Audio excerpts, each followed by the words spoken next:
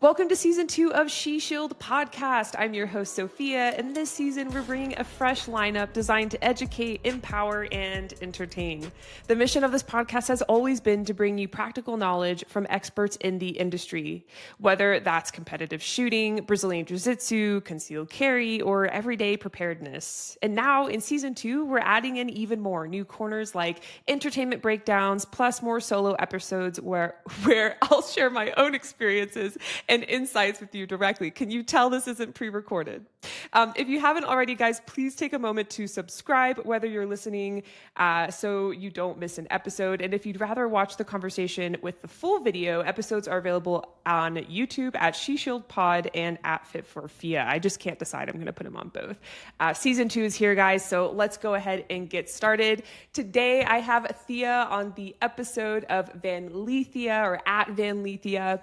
I've watched Thea's content for a while now, and honestly, I was so nervous to reach out and have you on. I was like, I waited until I was ready, and therefore I was like never ready. And so I'm so glad I did it because season 2 is all about breaking past, all those little barriers. And we're already having so much fun talking. You're so kind, and you helped me laugh through me like dropping my iPad across the room. And like, it literally took us an hour to get this thing rolling with all of my technical difficulties. So Thea, thank you for being here. I would love for you to go ahead and introduce yourself to the listeners.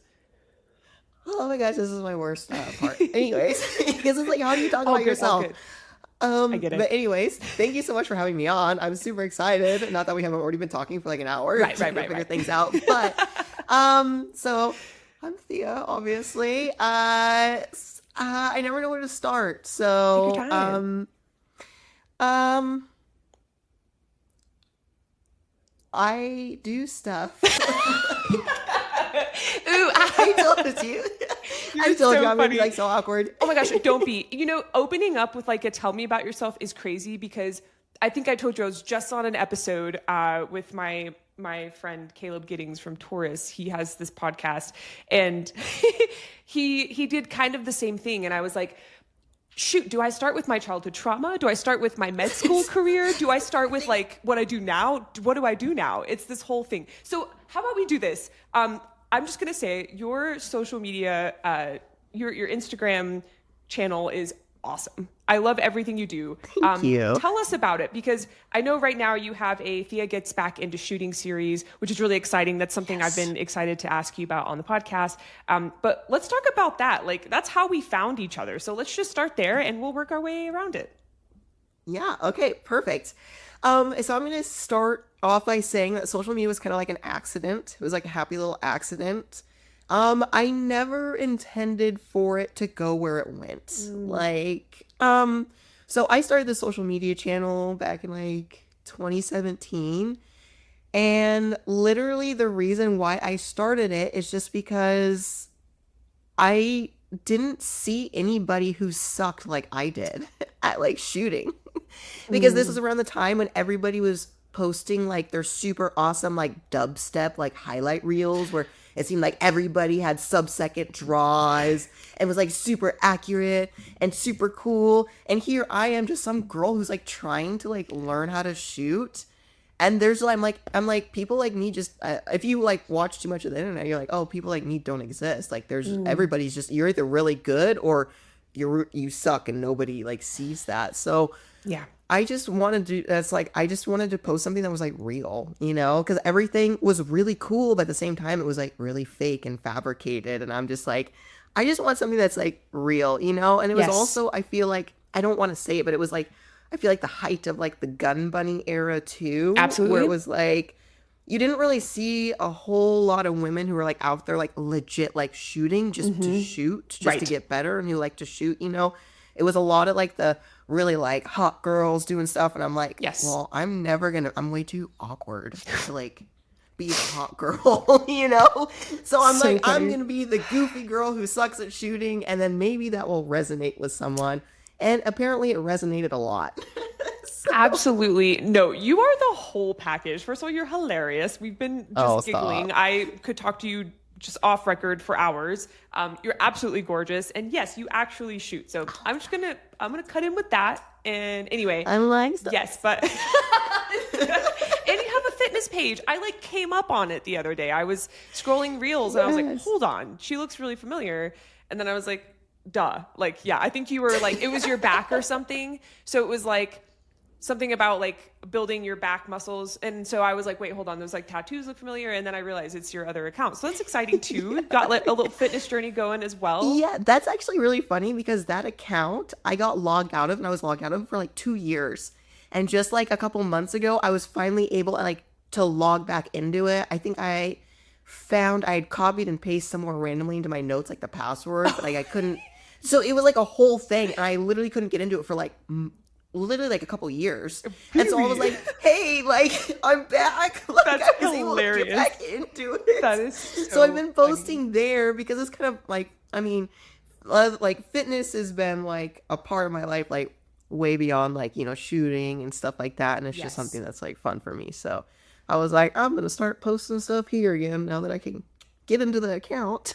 Yeah, absolutely. So where did fitness turn into shooting? I've just noticed there's a lot of people that tend to float in those spaces because we have like defensive self and then self-defense and one, if you're in one, you tend to be in the other, hopefully. I mean, you have those people who rely on a firearm for everything, but I really like that you represent all sides of defense. So yeah, tell us about the kind of fitness journey into firearms, if you don't mind.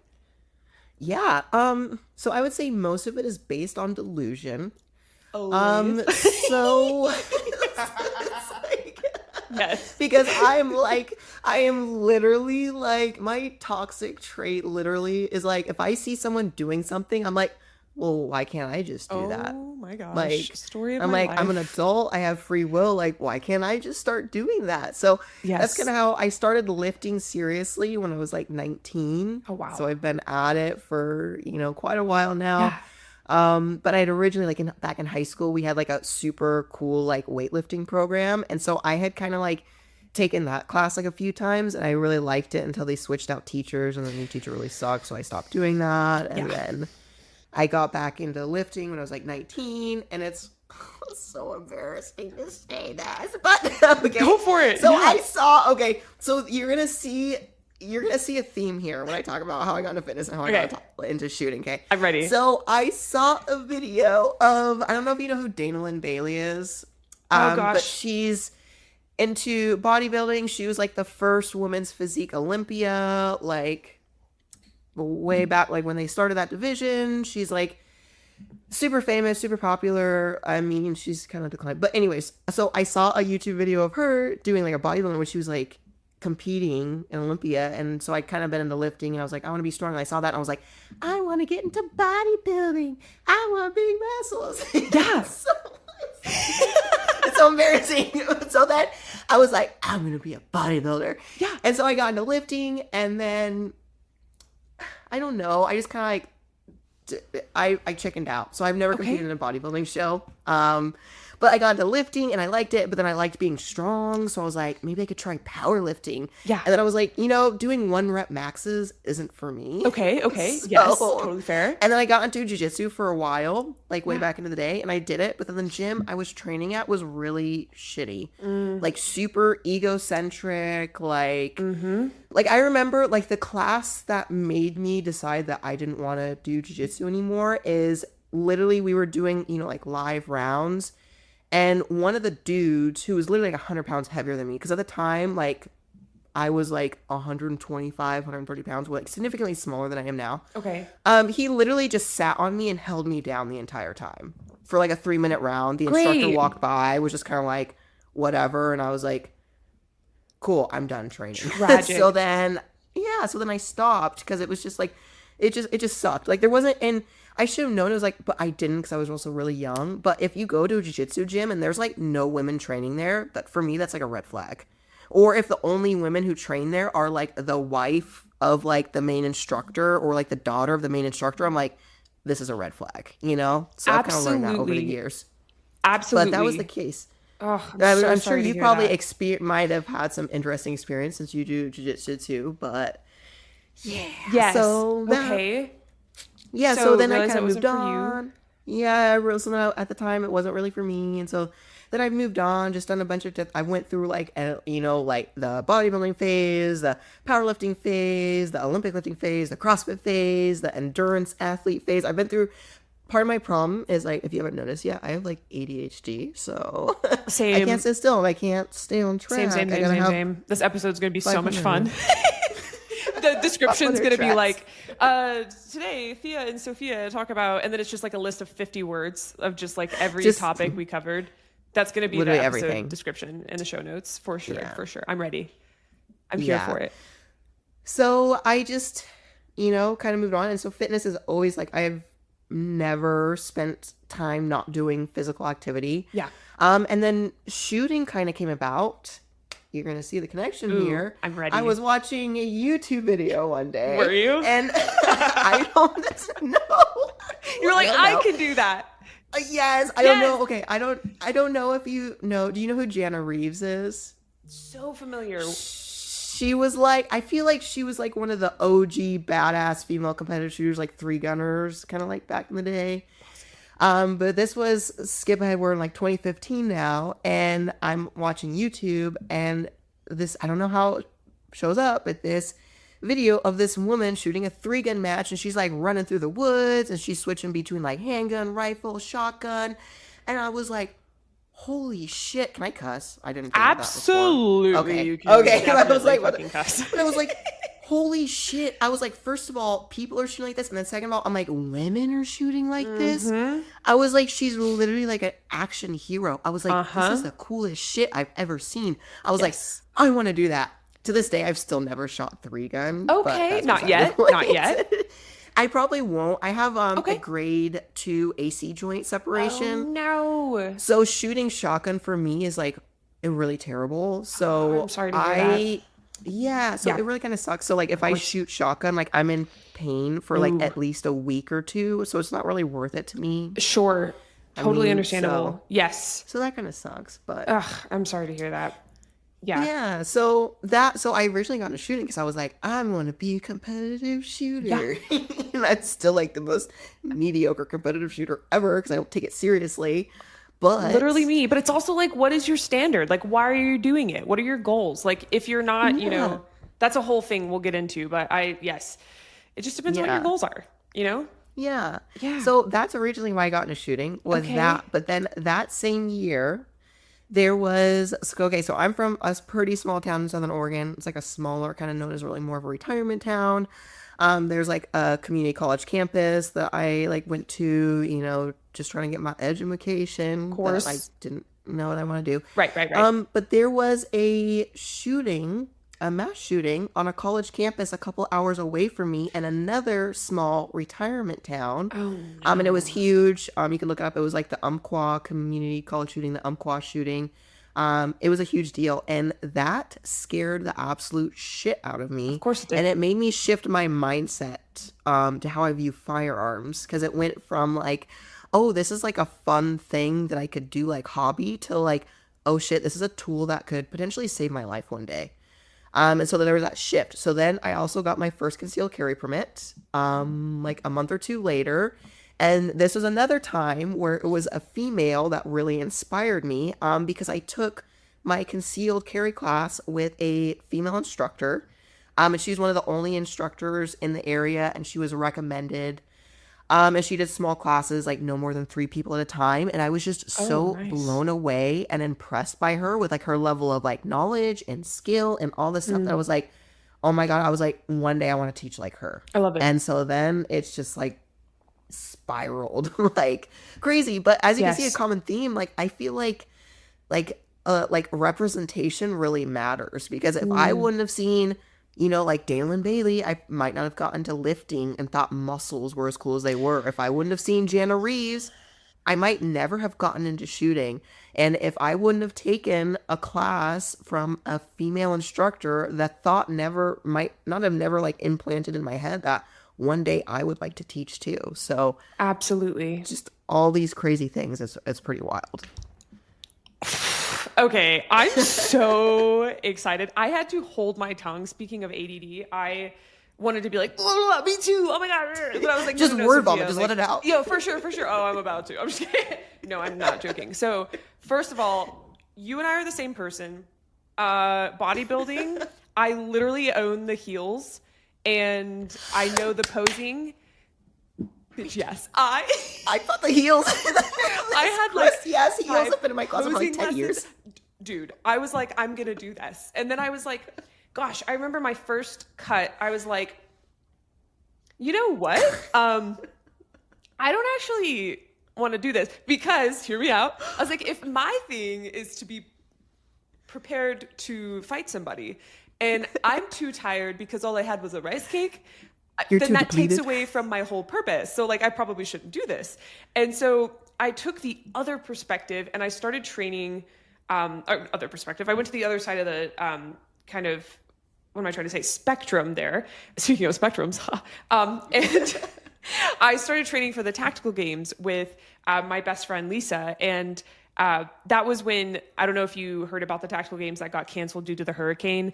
We drove into that hurricane. And by we, I mean Lisa drove while I was asleep. I didn't realize how bad the weather was because I was asleep the whole time. It's hilarious. I can't believe she let me do that looking back. But we ended up getting like stranded at an Airbnb. It's a whole story. But my training shifted to being as strong and have, you know, the best endurance I ever had as possible. And so I completely shifted gears. I was so much happier. I was eating to supplement, of course, like how much I was training. And but I did the same thing. I watched a lot of these bodybuilders and I was like, I want to push myself to that max. And then when it came down to it and I had to be confronted with the why, it was really just aesthetics. And then I was like, I don't know that I want to do that. And same thing with competition shooting. Like I had a competitive shooter on the podcast. I think it was my first competitive shooter was Justine Williams on the podcast. And she was like, well, you know, you can do it. Right. And then I was like, shit, shouldn't have said those words. So then I like directly got into USPSA. And when you talked about delusion, I know exactly what you're talking about. Lena and I talk about this all the time. It's our combined Roman Empire. Her thing with me is that like, I will look at something and be like, sure, I can do that. Like, and she knows that. And in the best way, she has exploited it because now she's training me for the shotgun world shoot. And that conversation was great. She was like, hey, do you think you'd want to do this? And I was like, for sure. Let's get started. Like, there's no reason to think about it. Like, let's just go. That's amazing. And then same thing with like, last point on this, we're about to run it's her third half marathon, if I'm correct, third or fourth. She, over like the 4th of July weekend, I sent her a picture and I was like, I'm back to running. Like we should go running when I get back home. And she was like, no way. I made a goal this morning in my journal to start running again. Do you want to run a half marathon? Like she's that person. She's like, her solution is like, let's set in actual competition a reason to run. I was like, yeah, that sounds great. Thinking like, you know, we're going to talk about it when we get back. We're going to plan it out. Nope. I get a link. And she was like, I'm already registered. Go ahead and register. And it's like, it's a canyon run too. It's not even like a street run. And so we've been training so diligently and it's like, it's crazy. Like I have had people look at me my whole life and be like so judgmental about like when I went from medical school, jumped out into this industry and I've paved my own path. And like, I had people be like, what are you going to do? And I'm like, I don't know, but like, I think I'm going to do a really good job at like whatever it is. And it's like, if you just kind of know that about yourself, you know what I mean? It's a superpower. And I do think it stems partly from, you know, like ADHD, ADD, but I think it's a superpower. Yes. You know, a lot of people think like, oh, it's a problem. No. To be able to Why fix else it like would I that? be mediocre at like 100 different things? You know, I would rather be like okay at 100 different things than maybe really, really good at just like one thing. Like, exactly. At least that's how. So that's why I'm like a million different things. So it's like, I love and that's so that. funny. At least you have, you know, someone who helps like feed into that delusion. Yes. I think that makes it better, you know, to like have someone who does that. Like my delusional thing right now is don't even ask me why. But like I'm just ready. like I'm kind of like Lena in the way where it's like I gotta sign up for like I gotta have something. Like I gotta do that because then I'll like hold myself to it. And it's like once I'm on the path, it's like I will like run through walls to like get whatever it is I want. I love that. I'm like Yes, that's her nothing's for gonna hold me sure. back. Yes. Like, I'm going to get there. I love so it. I'm just like, but my problem is like, I want to do 100 things. Like, I want to do Yeah. everything. Because like, I still want to do like the high rocks thing. Like, I Yes! hope Oh we'll my still God, be I like forgot doubles we- partner at some time. Yes. No, like, I'm serious. Like, I'm like, I want to do that. Like, I want to do that. And I'm like, I want to do that. I need to get back into Jiu Jitsu because I miss competing in Jiu Jitsu. Yes. But then I'm like, I want to do another tactical games event because I want to do that again too. Wait. Do you want to do it together? Pump the brakes. Do you want to do it together? Dude, Tactical games? yes. Yes. Okay, Yeah. so Oh, yeah. Let's I still do have it. my credit from last TAC games because it got canceled. And Yeah. I've been kind of dragging my feet because, like, I do that thing. I do the thing we're talking about where, like, I sign up for everything and I'm like, let's do everything. And, like, I'm about to get back into MMA Jiu-Jitsu. And the second we run through the finish line at the half marathon thing, I'm literally going back to MMA, like, the next week because I cannot wait anymore. And Yeah. this is like the most self-control I've ever practiced because I have too many goals. But the tactical games, oh my God, please, let's do it. I want to do a team event as my first one. I think it will be. Oh, really? Hell yeah. I would do a freaking team event. Hell yeah. Absolutely. And oh gosh, Hell yeah. like having someone that, like, going alone is one thing. I will push myself, but knowing that my ability to lift and shoot affects another person's score, Yeah. unmatched. That's honestly a little terrifying to me. I'm just like, ooh, pressure is on. But it's like kind of awesome, right? Like it's kind of like perfect. Like we should just do it. Just do it. Yes. I seriously like yes, and I've talked to I don't know if you follow Alyssa Seymour. She's the gunny gal. Her and her husband do content together. She's probably seen her. Her content's really solid. Definitely not a gun buddy. Like definitely like trying to, I would say she's mostly in like the product education space and tactical game space and like just, really solid, well-rounded content. She lives local and she's done a few tactical games and I've talked to her about it because I'm really trying to find someone that like wants to lock in a date and like go for it. Yeah. And anyways, if you give me a date, then I'm like, you're like we're gonna run through that wall. It's like we're fucking like it's fucking on. Like once it's on, it's fucking on. Okay, and what is high rocks? Because when you wrote me, notice this is a perfect example. You wrote me and you were like, "Would you want to do this?" And I was like, "Yes." I still don't know what it is, but I will do it. You can't give me something that I'm like, because like. This body is healthy. Like it just needs a couple 3 months, 4, 6 months. 6 months. I like how it keeps going up. It's like 6.5 months. 7. Just give me a year. Just like rounds up. Yeah, 100%. Dude, I'm the same. That's why I have to give myself a date because I'm like, if I give myself, then I will train so hard for it. But if I don't, I'll just like keep pushing it off and pushing. And that's kind of what I've done like with the tactical games because like the last one I competed in, I ended up with, so I did it before they like, it was like years ago before they split up like the women into multiple divisions. Oh. So all the women competed in just one division. What? And that was also, that was also the very first year that they did a national championship. And I qualified for the national championship, but I ended up with a stress fracture in my foot. No. Because the 2-day event, that was also the first time they did 7 battles instead of 6 over the course of a 2-day weekend. Oh, wow. So like it was so fucked. So the end of day 1, at like the end, it's like everybody's already smoked. So we've already done like 3 really freaking hard things. Yeah. And they're like, okay, everybody kit up. We're going to do a 5-mile run for time, full kit. Like, I'm not a runner. Like, I can run, but I'm like, come on. Like, so I ended up with a stress fracture and then I had to compete the whole next day. And it was, and I'm talking like people were like legit getting like hurt. Like I saw like EMTs out there like multiple times because people were like falling off of shit and stuff. It was like, it was hardcore. So yeah, but okay, high rocks, back to high rocks. Okay, high rocks. It's like, because it's supposed to be like hybrid training. Okay. So it's an event where it's like, you have to do like, what is it? A 1 kilometer run. Okay. So like 0.6 miles, right? Okay. Then it's like, you have to do a physical of a thing. So I think it's like, like 1K run, and then you have to do like lunges with a certain weight for a certain distance, and then another 1K run, and then farmer's carries, and 1K run, and like burpee broad jumps and a 1K run, and then a bunch of other stuff, and then wall balls, but it's like a run in between each thing. Interesting. Yeah. So I saw that and I was like, I'm not gonna lie, this is where the delusion pops in. I'm ready. Because I see these like girls doing it as a team, and they have like these cute matching outfits. Such baddies. And it looks so, yes, but I'm like, my oh my God, that looks like so much fun. Yes. I think I just get FOMO. I think that's what it is. I get totally FOMO. Understandable, because that level of training together, like, okay, so this half marathon I'm doing with Lena, she's away right now, unfortunately, so I'm running alone, but we running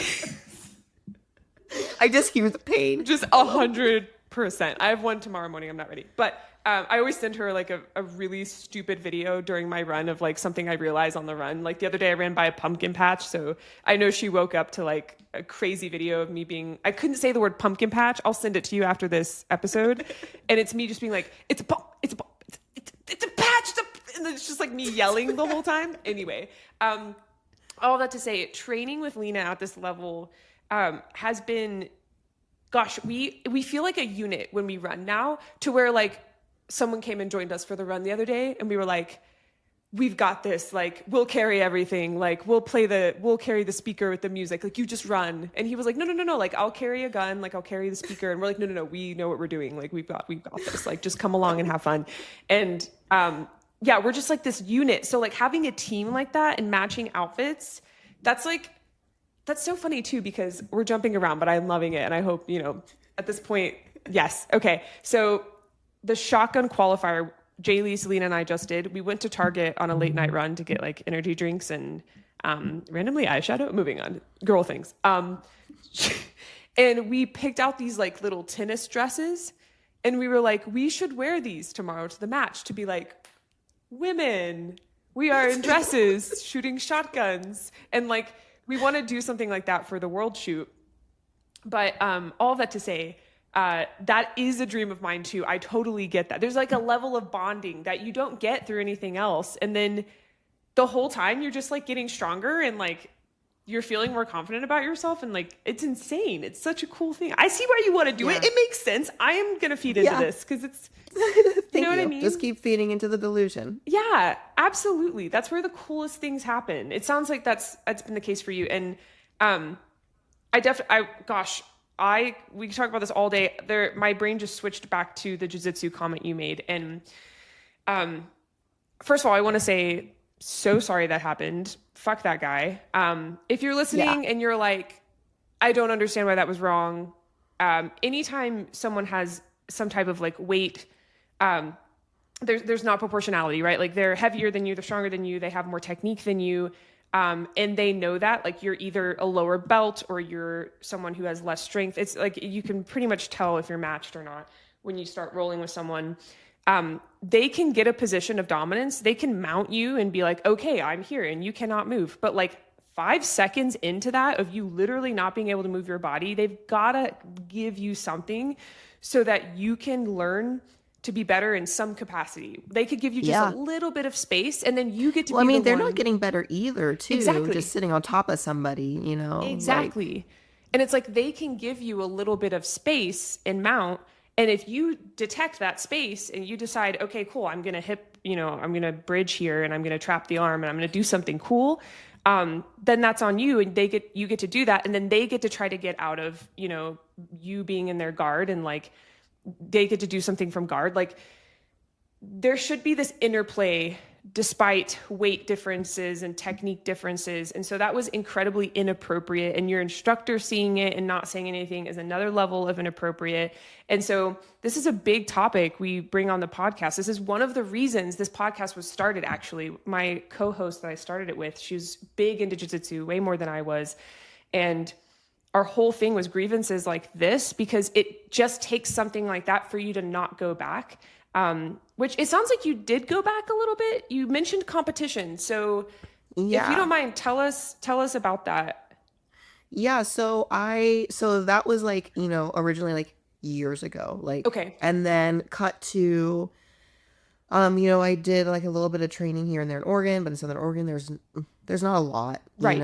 there's not much. I think now there's more, because now I think there's like in my hometown, there's like a 10th Planet and stuff now, which there cool. was nothing like that before. Okay. But then I moved to, Nebraska. I moved to Omaha, right? And so that's one of the awesome things. So like 88 Tactical, their country club, we have a great Jiu Jitsu program. So I started hopping into those classes. Okay. And then the guy who manages that program, he has his own, separate gym, Mick Doyle's. So he was like an insane, like pro Muay Thai fighter. Oh my God, I was like jumbling words. Like jiu-jitsu and stuff. And so I just found I was able to find like a really good community when I moved to Omaha. So I got into training again. Beautiful. And because I knew that I always wanted to get back to it, just because one, I just love the physicality of it. I know it turns off like a lot of women, like, ooh, I gotta touch people and blah blah. But I'm like, you're telling me I can learn how to choke out a dude and break his arm? Like, I'm in. Like, why would I not want to do that? That's what did it for me. For me, I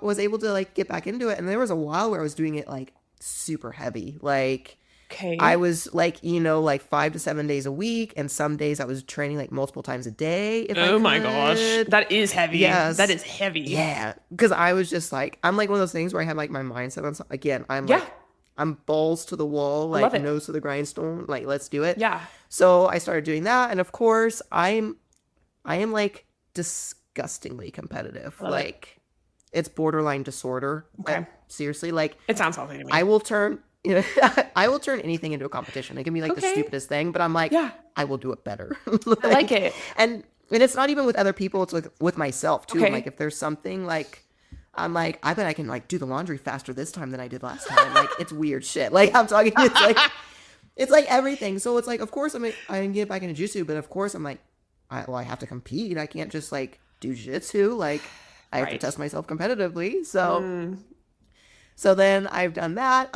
Last tournament, actually, really funny story. Okay. So last tournament I did, it was just like a little like local like Nebraska tournament, whatever. There's usually not a whole lot of people or things, or usually there's not even enough women in a division for me to like compete against. Gotcha. But I got lucky or really unlucky, because I did nogi, and one of the girls that I competed against, I think had like, I only know because talks. I still have refused to like look. I refuse to like look up opponents and stuff like before I compete. So I would rather just walk into things blind. Otherwise, the anxiety will just be like too much. Sure, and I might chicken out. Whatever. So as I'm there, I'm like waiting, and I hear people talking. They're like, "Oh, that chick almost made it to the Olympics." Blah blah blah. And I'm like, "Ooh, that would suck to go against her." That was my second opponent, was a chick who almost wrestled in the Olympics. So I was wrestled? Like, first of all, why is she here at this little local tournament? Wait a second. Second of all, and this was also the tournament where I was like, I refuse to pull guard, because I had been not only doing, like jiu-jitsu, I had stopped kind of doing gi. I was just kind of getting a little tired of like the gi, So I was like, yes, I do know. Gi. I do know that feeling. I really do. Thank you. And then I was like, well, my stand-up needs a lot of work, so I'm going to start doing the wrestling classes too. So I was doing no-gi, wrestling, and so I was like feeling good. I was like, I'm not pulling guard. Who's pulling guard? Not me. I should have pulled guard. Really? Oh, but should have pulled. I was so stubborn. But I was like, because I told myself I was not going to pull guard. So I was like, I'm going to hold myself to it. I'm not going to do it. Right. And then what do I get? I get a wrestler who's like a good wrestler. Yeah. I still didn't pull guard. I was really proud. But it was like getting mauled by a bear, if I'm being honest. I'm glad you're talking about this, because ShivWorks is what introduced me to, of course, like Craig Douglas and his crew is what introduced me to wrestling.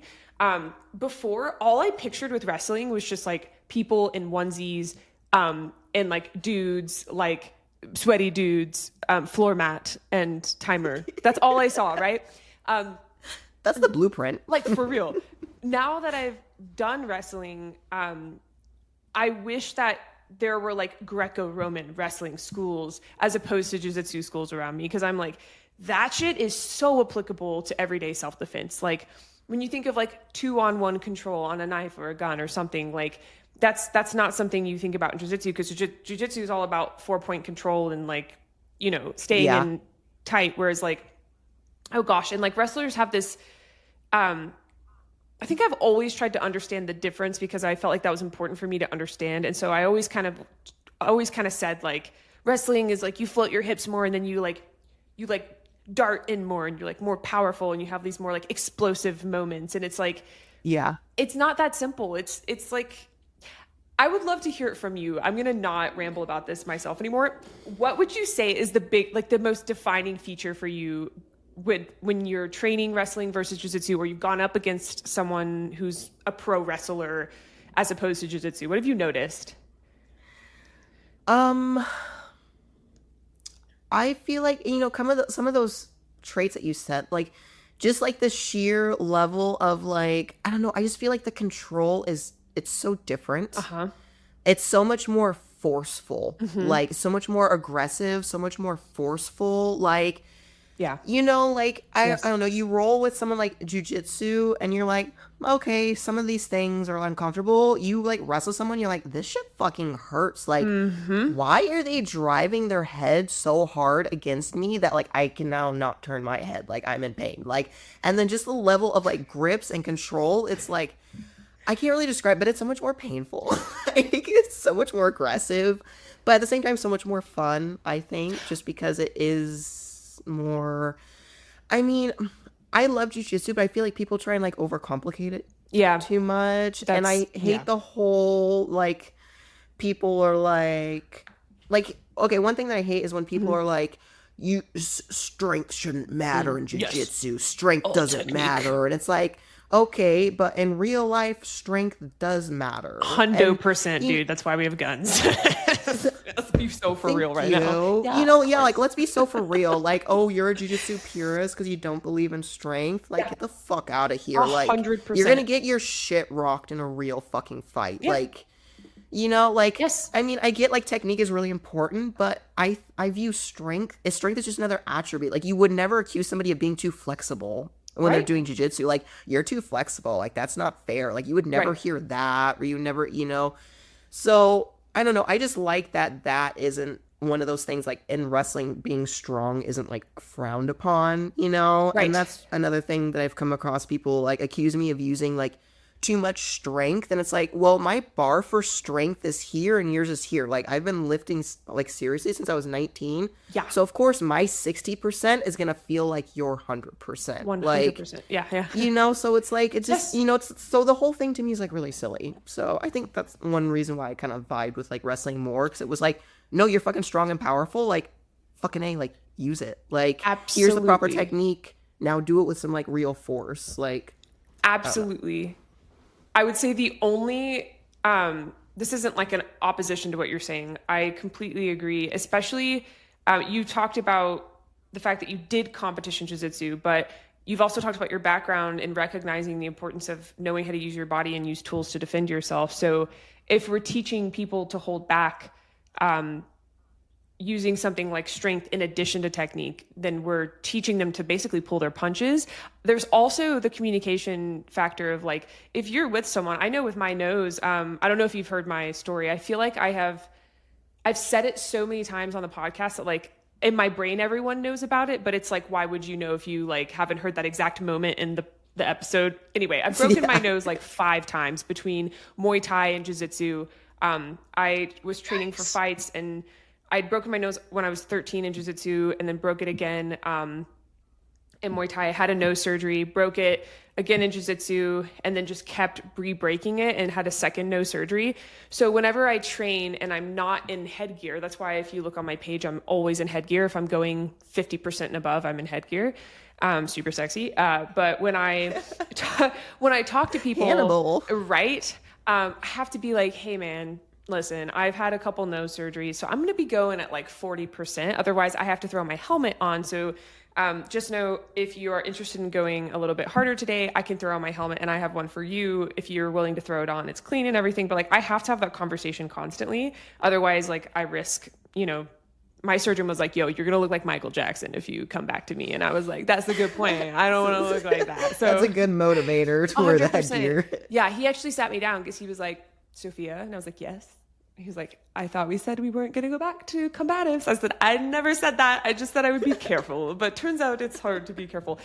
With that said, there's nothing wrong if you're a listener and you're like, wait, does that mean I have to go at 100% in jiu-jitsu all the time? No, absolutely not. Like, communicate with your partner, but like if you guys have agreed it's a competitive role and you're going at 100%, sorry if you're stronger. That sucks. Like, get stronger. Like, it should be an encouraging factor. And like, yes, I'm glad that we're talking about this. This actually isn't something that has ever been really explored much on the podcast when it comes to like the interplay of strength and your experience there. So are you currently training jiu-jitsu? Not since I moved to Florida. So I haven't found like a new home gym yet. Yeah. So, but I've also been kind of like enjoying being like injury free. What? That's crazy. Do you mean that like your back is not misaligned right now? Because that's what happens. I can wake up in the morning and not cry in pain. Yeah. So. Yes. Or you feel like you're your hips like this. You feel like it's like crooked. I'm like, exactly. That's how it feels the next morning. Yeah. Or like my neck, I wake up and I'm like, this is my range of motion with my neck for the day. Yeah. Yes. So So I've been enjoying like not being hurt all the time, but I do miss it. I've been like thinking about, I'm like, I just need to like find a gym, even if it's just like a couple days a week. But at the same time, I know myself and I know how much I love it that I just get like sucked in. I get sucked in like so easily, but man, I freaking love it. And like, that's like one thing I've always like tried to do is like jiu-jitsu. I was like, I try and like bring like as many women like with me. I'm just like, of course you do. You are that woman. I'm like, I have no doubt that's who you are. Yes. But I'm like, I'm gonna bully you until you come to jiu-jitsu. Yeah. What do you mean you don't know how to do an armbar? Like, stupid. No, just kidding. No, I'm just like, you want to come check out? I'm like, you want to learn how to check out your boyfriend? Like, come with me. Yeah, 100%, 100%. That's oh my gosh. I'm trying to like, I have moments in my ADD where I'm like, do I want to go down this rabbit hole? Because it's such a rabbit hole and it's just like, I don't know if anyone's just ready for this, but send it. Basically my best friend, which I say that a lot. I have 3 best friends. I'm very lucky to have the coolest people That's ever. A lot of best friends. Dude, honestly. So Lena, Eliza, and Lisa, which they're like my trifecta. I freaking love them all. Eliza is a brown belt in jiu-jitsu and her boyfriend's a blue belt. And we were talking about the dynamics of, and he's really strong, don't get me wrong. Like they're both incredibly tall, like Amazonian people. But she has more years of training, more technique. And we were kind of talking about the interplay of that in relationships. And I'm sure that's something we'll explore when she comes on the podcast. But all of that to say, like, we talked about this. We were both single at the same time. I'm single now, she's not. But we went through this phase where we were like, do we want a guy that we can dominate because we want to be able to protect ourselves and we like that? Or do we see them as inferior and we don't respect them, so then we can't date them? This is a dilemma. This is a dilemma. It's a thing. And if you're listening and you're like, you're a psycho, honestly, sorry, but like, that's just how it is right now. Because I don't want to be able to beat up the guy I'm dating, but like also like domestic violence. Like I would like to be able to have a fair fight. So there is like a balance here. Yeah. And then I am not attracted to men that don't train combatives. I'm like, it is like, you got to believe in God and you got to roll. Like there's like, you know what I mean? You gotta roll with both. I mean, you know, see what I'm saying? That's why I'm single. But anyway, all that to say, like, just kidding. All that to say, like, I have no idea why I was going into that. We were talking about, oh my God, I have no idea. I'm so sorry. Well, first we were talking about into like strength and that playing a role. And then you're talking about your friends and the dynamic. She's a brown belt. He's a blue belt. Strength. You bring women in. Oh, you mentioned. Oh yeah. Right. You know, because this is your podcast, right? You know, You mentioned that you We'll get there eventually. that you bring people in with you. And you said something like you don't want to be able to submit your boyfriend or something. I can't remember what you said, but I said, oh yeah, you want to like learn how to choke out your boyfriend? oh yeah, like for sure. Yes, yes, exactly. That's usually a good selling point. Oh yeah, for sure. That's a whole thing. Have you ever, just because we're on the topic and it's always a fun thing to talk about, like, have you ever had trouble with like dating and like someone being intimidated by you? I would imagine that that's been a very common theme in your life, just because I have very powerful, strong, competitive female friends, and they have had so many issues like myself. So I've always like, Yeah. Which you do not have to share anything. That's a whole, oh my gosh, it's hard out there, you know? Like I'm good now. I've got somebody who appreciates me for the way I am, which is amazing, but that's literally like a first. Like every other relationship ever there's been some issue with that. And I know I'm also like, I don't want to say like I'm a dominating person, but I'm definitely very like capable. Like like I'm capable, and then I'm also not someone who's like, I mean, I like to make people happy, but I wouldn't call myself a people pleaser. Okay. You know, like, I'm not like a yes ma'am. Like I'm gonna question, be like, well, why? Like if you give me like a good reason or something behind that, then I'm like, cool. But I am not like I just can't follow blindly with like things. Beautiful. You know, like. So I've definitely, had some, like, I don't want to say power struggle, because like I don't want to like rule or be master over somebody. I just want us to both be, our own people, do what we like to do, and be independent on our own, but still be able to like collaborate together. Like, yes, I feel like that's not too much to ask for, but apparently it really is a lot to ask for in today's world. Is a lot to ask for, and that's not said to like discourage you or anyone listening. It's just hopefully it's to validate that like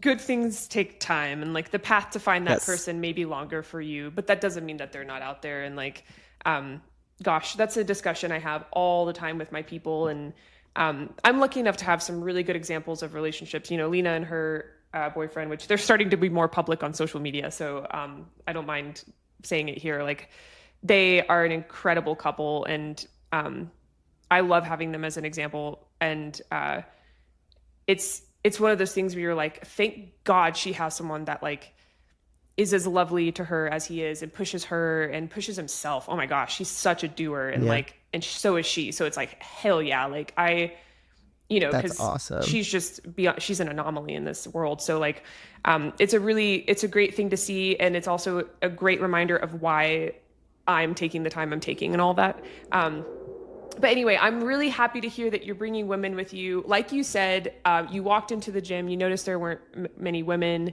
Or if you see that, to be aware of that being a red flag. That's so true. Sorry, I have a jet passing over right now. You're good. Another thing is kids classes. If you're listening and you're like, man, I wonder what else to look out for. Like, gyms with kids classes with more of a family dynamic tend to not be as like competitive, rolling focused, and like tend to like be more about the whole gym dynamic being friendlier and inviting. So like, those are some things you can look out for too. Is there anything else you'd want to add to that as far as like what makes a gym inviting and healthy? What would you tell your friend to look for? So, I mean, these are things that I would look for is like the number one thing. Like, are there other women currently training there? Now, it's like one thing if the gym is like brand new and it just opened, okay, but I feel like that's like a super rare, thing, right? But if there's like a gym and it's like been around for a few years and there's like no women who like train there, then I'm like, okay, that's kind of a red flag, because usually it's probably because like women have been run out of the gym. It's not because there's no women there who like want it. It's because women have like been ran, just like me with that original gym, there's no women there. It's like, well, I found out why, because it's like a not very welcoming environment for them. So that's like one thing. And then also the gyms that are kind of like really scammy, where it's like you have to wear all of our gear and do all of our stuff. Like, I think that's a little scammy, like it's one thing. It's like, you know, like, oh yeah, you can buy your own gis, but we would like if you wear like our patches or something. I'm like, Yeah. that's one thing. It's kind of like, yeah, okay, sure. But it's like, you know, you have to buy our gear, buy our rash guards, buy our stuff. Like, I'm just like, that's a little scammy to me, especially when it's like some junk gear and you're charging like out the ass for it. Like, Yeah, dude, because jiu-jitsu is already super. I mean, I don't want to. it's a pretty expensive thing to It's an do. expensive gym membership, especially if it's not a combined place like it's called 88 Tactical, right? Where you work? Yes. Okay, solid. Yeah. If it's not a place where you can also go lift and like jump in a sauna and it's just a jiu-jitsu gym and they're like, you need to buy our gear. I agree that is not a good sign. Yeah, I think that also just looking at like the kind of the cleanliness, you know, like how hell clean is like yeah. their front desk lobby area or like the gym or is like the mop bucket sitting in the corner and it looks like it's been there since like the freaking 90s. Like The that's mats. yes, mats. Yeah. So all that stuff. Another thing is like the cultish type of gyms. Yes. Yeah. You know, Yes. like some gyms were just a little culty, or where like the head coach or like instructors are like seen as like gods and not just like people who want to like relate and talk to you, who aren't friendly, who are kind of like people who are kind of like above that. And that's kind of, Yes. again, like that original gym I trained at, that's kind of how the instructors were. It's like, why are you talking to me? Like, I don't know, like stuff like that. If they're not like friendly, because usually like if you walk into a jiu-jitsu gym, especially like I feel like if a woman walks in, people are usually like so friendly. They're like, oh my god, we're so stoked. You're that here. there's a new, like chick training here. Like hell yeah. Especially the other women, they're like, Yes. you're one of us now. You Yes. know, like Love so that. if people aren't like that, to me, like that's kind of a red flag. Yes, You know, because it's like, oh, people are absolutely. a little too egocentric. So I mean, those are kind of things. Also, like the whole pay for promotions type of thing. You know, where it's like, Wait, hold on. oh, I've heard there's of gyms that this. do Is that. this a thing? That's a thing that some gyms do. Holy Yeah, shiitake where it's like you're like mushroom. paying not just for a belt, but for like stripes. Like there's gyms that are like charging for like stripes. So That's insane. like another thing. I thought that was like an Yeah. under the table thing. This is a legit thing. Like you Oh actually no, like it's a legit thing. Like there's like gyms out there, yeah, that are like, oh, you want a stripe? This is gonna be like $20. Like that's pretty insane, dude. Because like I honestly, when I got my blue belt in jiu-jitsu, I had just come back from a major break. It was after my nose break and surgery.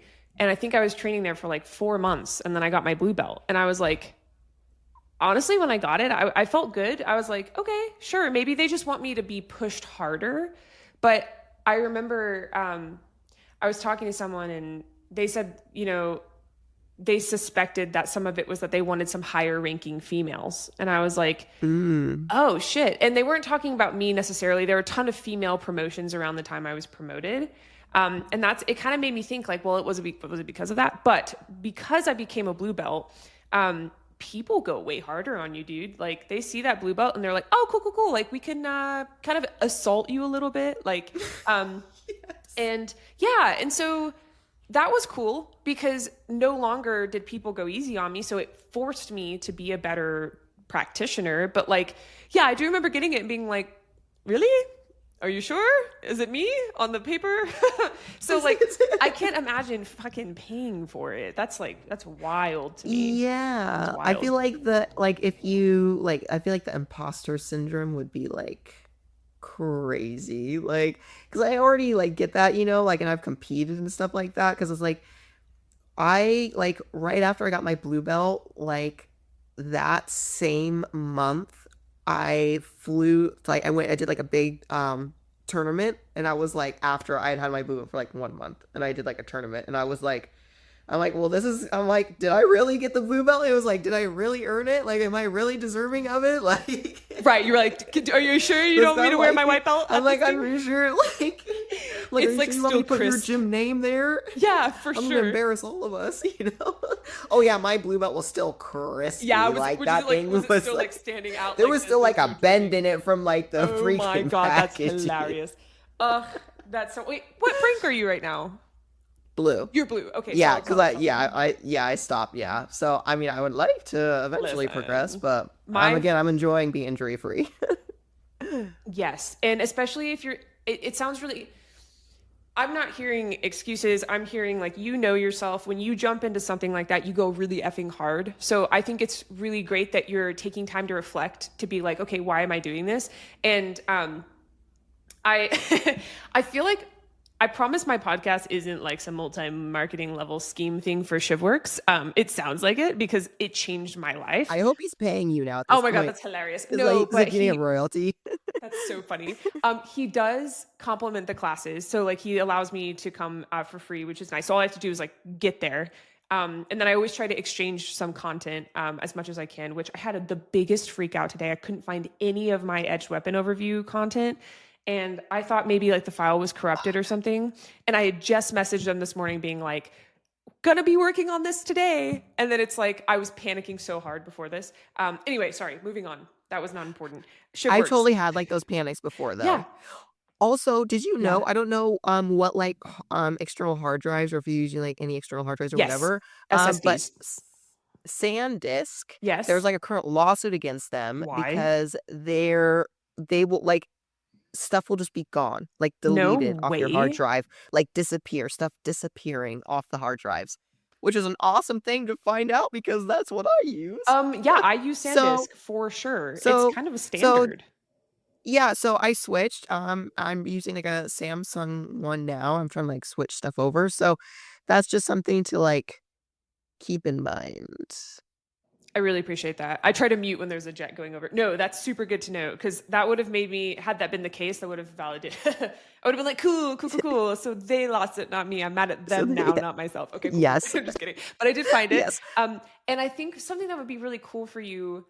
I don't know your schedule. I don't know your budget. So like I'm saying this like given you have all the flexibility to go. ShivWorks is really great to kind of I know I get in these ruts where I'm like, what is my goal right now? Like I want to do it all. Going to ShivWorks always helps me find like where my gaps are.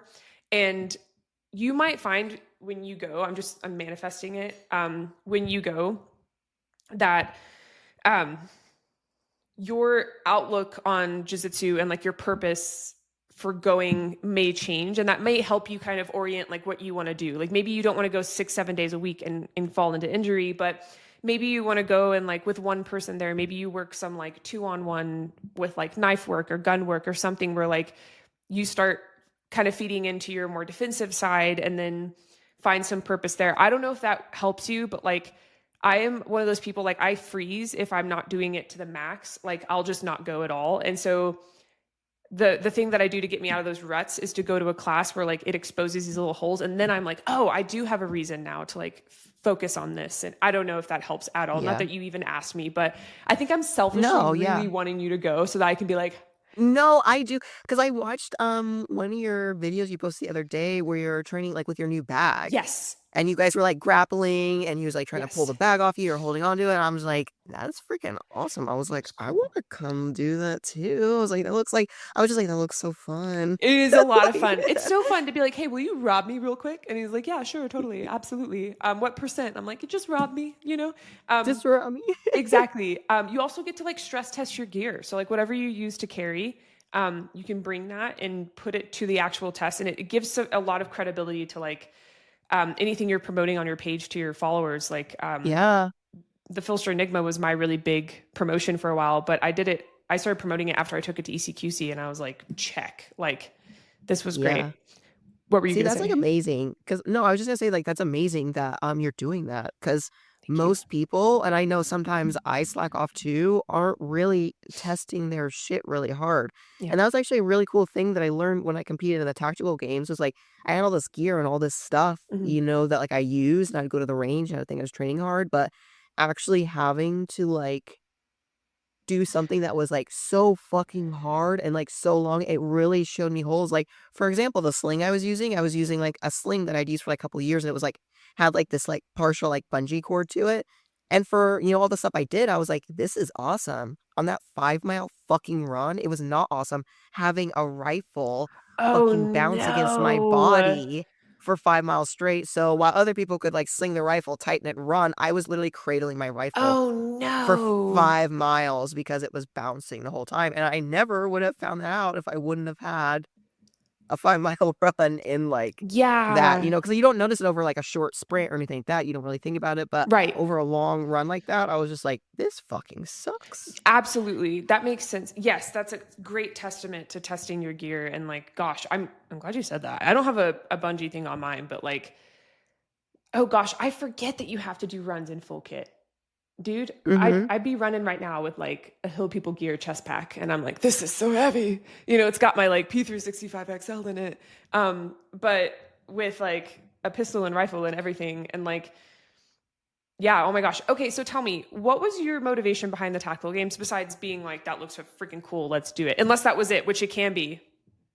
But what? Well, part of it is, I mean, that's part of it. Because I'm Okay, like, wow, this looks really cool. it does look But so then cool. another part of it is I just really like testing myself just to Yeah. see like where I fall, where I land, to see, because Mm-hmm. I think that's something that people don't do enough, Mm-hmm. because it's like we go to the gym, we work out, we go to the range, and we kind of shoot. And it's like, even if you have like a structured plan, I feel like people aren't really testing themselves like under pressure, you Mm. know? So that's Yes. why one thing I think that the tactical games, it was awesome because it's more I got to test my physical abilities, but then also my shooting abilities under Yes. so much pressure and under Yes. such like extreme circumstances. Like, am I ever going to be shooting in those circumstances? No, but I know if shit hits the fan and stuff is like really fucking terrible, I know that it's probably still not going to be as hard as that was. Like doing Mm. that stuff, even if it was random weird shit.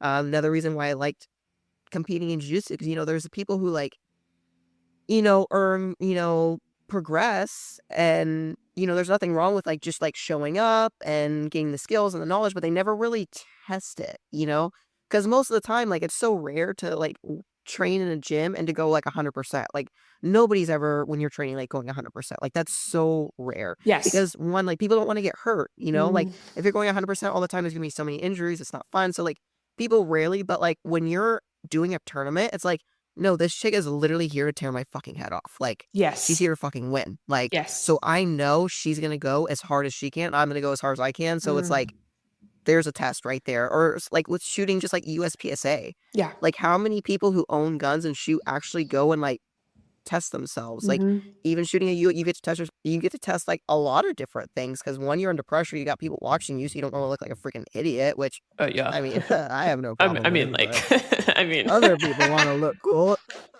Uh, you know, but you can test yes. yourself, you have the stress of the timer, you're trying to come up with a stage plan, trying to remember that. There's all these different skills, and I just think like testing yourself is such a valuable thing. And I think more people just need to like do it. Like, even if you're like scared of looking stupid, it's like, okay, I would rather look stupid than always wonder, now I don't have to Yes. wonder because I did it and I know.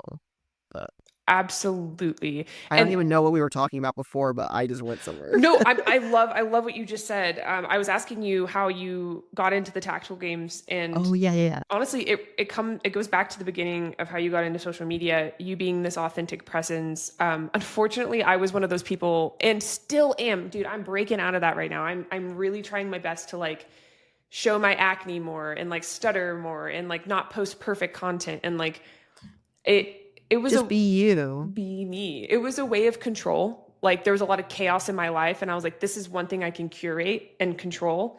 And I'm realizing now that like that was just a falsity. And I'm also not like, I'm holding back so much good content, so much good advice and like resources because of that. And that's when I was like, oh crap, like I'm missing the whole point. All that to say, Yeah. it's really encouraging to hear, as someone who was kind of more on the like almost in like had the Tumblr vibe of just like looking perfect and wanting to look pretty with a gun. That's how I entered the space. I was showing my Yeah. jiu-jitsu journey, but like still, like even my jiu-jitsu photos, like I remember I went and did a photo shoot at the jiu-jitsu gym after hours with my friend because I wanted to not look dumb in like an omoplata. And I'm like, what? Like so stupid. Anyway, so I love that that's how you got started, and I love that you're able to perpetuate that in things as hard as the tactical games. I haven't even done it yet, and it's like even just like training for it and doing some workouts to prepare for it, and then knowing you have to do sometimes 6 of those in one day. It's like it's pretty wild. So Yeah. yes, yes, It's a lot. Like, I would Yeah. definitely be way better prepared than I was, when I went I kind of flew into it blind a little bit, I'm not gonna lie. I think I that's the was best way pretty to do it. fit. I No? think that's how I ended up with a stress fracture in my Oh, oh, foot. oh, oh, yeah, yeah, yeah, yeah. Was That part. But was like, also, do you it think you was would like have that. still gone and like, had you prepared more, do you think there would have been more anxiety around it? Like, do you think going in kind of like that helped you not be so stressed about it? Or like, what was that like for you? I think I mean, I no matter what, if I compete in anything, I get like stress. Other than, ironically enough, if I shoot like a USPSA match or something like that, or whatever, I Hmm. don't get stress. I don't get stressed. I don't get anxiety. I think because I Awesome. know that I'm just here for shits and gigs for the most part. Yes. But like anything else, like jujitsu or whatever. Also, I do think that's like way more difficult competing something like that. Sure. I don't know. I don't know. Because sometimes if I Yeah. fly into something blind, I'm like, okay, I think this can be better, and I'm not gonna be as stressed. But then I still am. Yeah. But then if I prepare for it as much as I can, then I'm still stressed. Right. So, It's like pick your I hard. don't know. It Okay. sucks either way for me, at least. Like, Yeah. there's no amount of like. I think I could prepare for something like the tactical games for like 5 years straight and have the most crazy training program. I would still be full of like anxiety. Yeah. Like, I would still be stressed. That is that is completely understandable. Hmm. Okay. Yeah. No. Yeah. Yeah. There's a threshold of stress. Something I've really appreciated about Lena's mentorship and shooting is like, she's really good at utilizing her stress. Like she channels it really well, and that's been something she's tried to mentor me on because I do freeze like anyone. So that's interesting. Okay, so we're starting to pivot slightly, very gracefully towards guns. And so you've talked about the 88 tactical range. We talked before this, you're an instructor, and your instructor journey has been really interesting. Something I love about you, and I wish I knew people around you to recommend you to, is that you have this perspective of combatives, and you have this beautiful journey that's led you here. You weren't just like, I'm going to jump in and be kind of like a USCCA instructor and then hang out. And not that that's like a bad thing, but I'd love to know what your journey has been like going from your apprenticeship here to where you are now and what you hope to do with your instructor journey. Um, I know that was a that's a lot. very good question. This is AKA, a long well, question. if you don't mind, fill the listeners in with what you told me, like how you got started in instruction, if you don't mind. So, okay, so I got started with teaching. So I got hired by 88 Tactical from Oregon. So originally what happened with that is they had invited me out to do like a course. They were putting on like this private, like week long, like training course. So I don't know if you follow like mixed martial arts like fighting or anything or like the No. old like Pride UFC, but there's this guy Jeremy Horn. He's like His Hall of gym is in Famer. Salt Like, Lake. oh my god, I Wait. freaking love Jeremy's freaking awesome. Okay, So cool. Okay. Yes. he's fucking cool as shit. He's cool as shit. He's Okay. such a cool dude. So If anyways, you give so me the green light, because I've been wanting to go there. I've been wanting to go there you should, yeah, to his gym. you should definitely go. Okay. Yeah, you Okay. should Okay. definitely go Cool. check it Cool. Cool. out. Cool. Cool. Check it out. Jeremy is like he is like the nicest guy, Oh, which is fun. crazy because you Okay. wouldn't know like meeting him, but he's like one of the most like brutal fighters like ever. Yeah, Like he's freaking awesome. that's amazing. So it was like a private course for like him and his friends. They like came out from Utah and they were doing it, and so Shay, the owner of 88 Tactical, he reached out to me. We'd been in contact for like a couple years, and he was like, "Oh, come out and train." You know how people like invite you to like Yes. come train, right? Yes. Yeah. I do. Um, Yeah. and so the schedules finally lined up. So it was like well, August of 2019, I finally made out there. So I did that week-long course with Jeremy, all of his friends, and there was multiple different instructors, and I got to meet like Shay, who's the owner of 80 Tactical, and all the people. And so after like me, like we just all clicked instantly, pretty much. And they were just like, "Hey, like, would you be interested in like coming out here and like working for us?" And I was like, "Sure." I was just Yeah. like, I don't really have much going on out in Oregon. They're like, "Well, we would love to have, help with like social media and content and stuff, but we really want like a female firearms instructor too. Like, we don't have one." And so I was like, sign me up. Yeah. So pretty much went out there. So I apprenticed there. I also had like multiple, so I got like, like a NRA, certification. Then I had like a current USCCA Beautiful. certification, all that kind of stuff. Yeah. But I, like apprenticed under the instructors there for a while, and then, was patched as an instructor. So teaching their curriculum, and then I eventually got to move on and develop like my own curriculum and that kind of stuff. And then we actually, one cool thing that I got to help work on was like actually building out like a women's training program. Mm. Because I mean, we had like certain classes and stuff, but doing women's only, shooting classes, because that was kind of like a barrier for entry for a lot of is they were just worried about. I don't want to say looking stupid, but that was always a thing. Is like, well, I don't want to ask a stupid question, or I'm just nervous because there's all these dudes, and it just turned out to be such a fun environment. Like any range that doesn't offer like women's only courses is like totally missing out. Cause again, that's like such a barrier for entry for a lot of women, just like it is for jiu-jitsu. Like a lot of women don't want to roll with like some strange man, and a lot of women don't want to end up on the range with like some strange man. Like it's Yes, like that's just the way it is. So it is. it really kind of like exploded. Like women love it because it's like you get to go hang out with your gal pals and shoot and have a good time, and you're not worried about being judged for anything or being looked down on or whatever. So it's just like a really fun time. What was the rest of your question? I feel like I'm rambling. Oh my God, no, I'm absolutely following. First of all, this is perfect because like you might be going down a rabbit trail, but like I'm the second rabbit. Like we are just in bouncing. the Yeah, trail. totally. Like don't even worry about it. So I was asking you about your firearms instruction journey, and you were talking about how you were asked to come teach at 88 and jiu-jitsu. So I'm wanting to know, I'm kind of getting back into firearms instruction myself, and is it like a crazy process to like get set up at a range and like find the right place to work and all that stuff. So like I have a lot of appreciation for that now. I'm so glad you found a place that you align with. We talked about before this episode how important it is to like the people that you work with. Like your quality Yes. of life truly is in the hands of like these people, right? As much as you can Absolutely. keep a positive mindset and stuff, like, we are the environment we're in. So I'm really happy to hear that. Yeah, I'd love to know like where you want to go with your firearms instruction. And I know it was a really impactful thing for you to have a strong female instructor example. So what is your goal from here? Yeah. Did we talk about that? The Or goal? was that before we started recording? Oh no, like the female instructor. I can't remember. No, you meant, oh gosh. Well, just in case. Just in case we were Just in talking case. about it. Do it. So, Yes. I just can't remember. So I had the seed planted in my head to teach from a female instructor when I got my first concealed carry permit back in Oregon. So backtrack, I got my concealed carry permit because there was a mass shooting and it terrified me. And backtrack before that, I got into shooting because I watched a YouTube video of a female professional shooter. Yes. Yes. So Yes. YouTube video, female professional shooter. I want to shoot competition. Yes.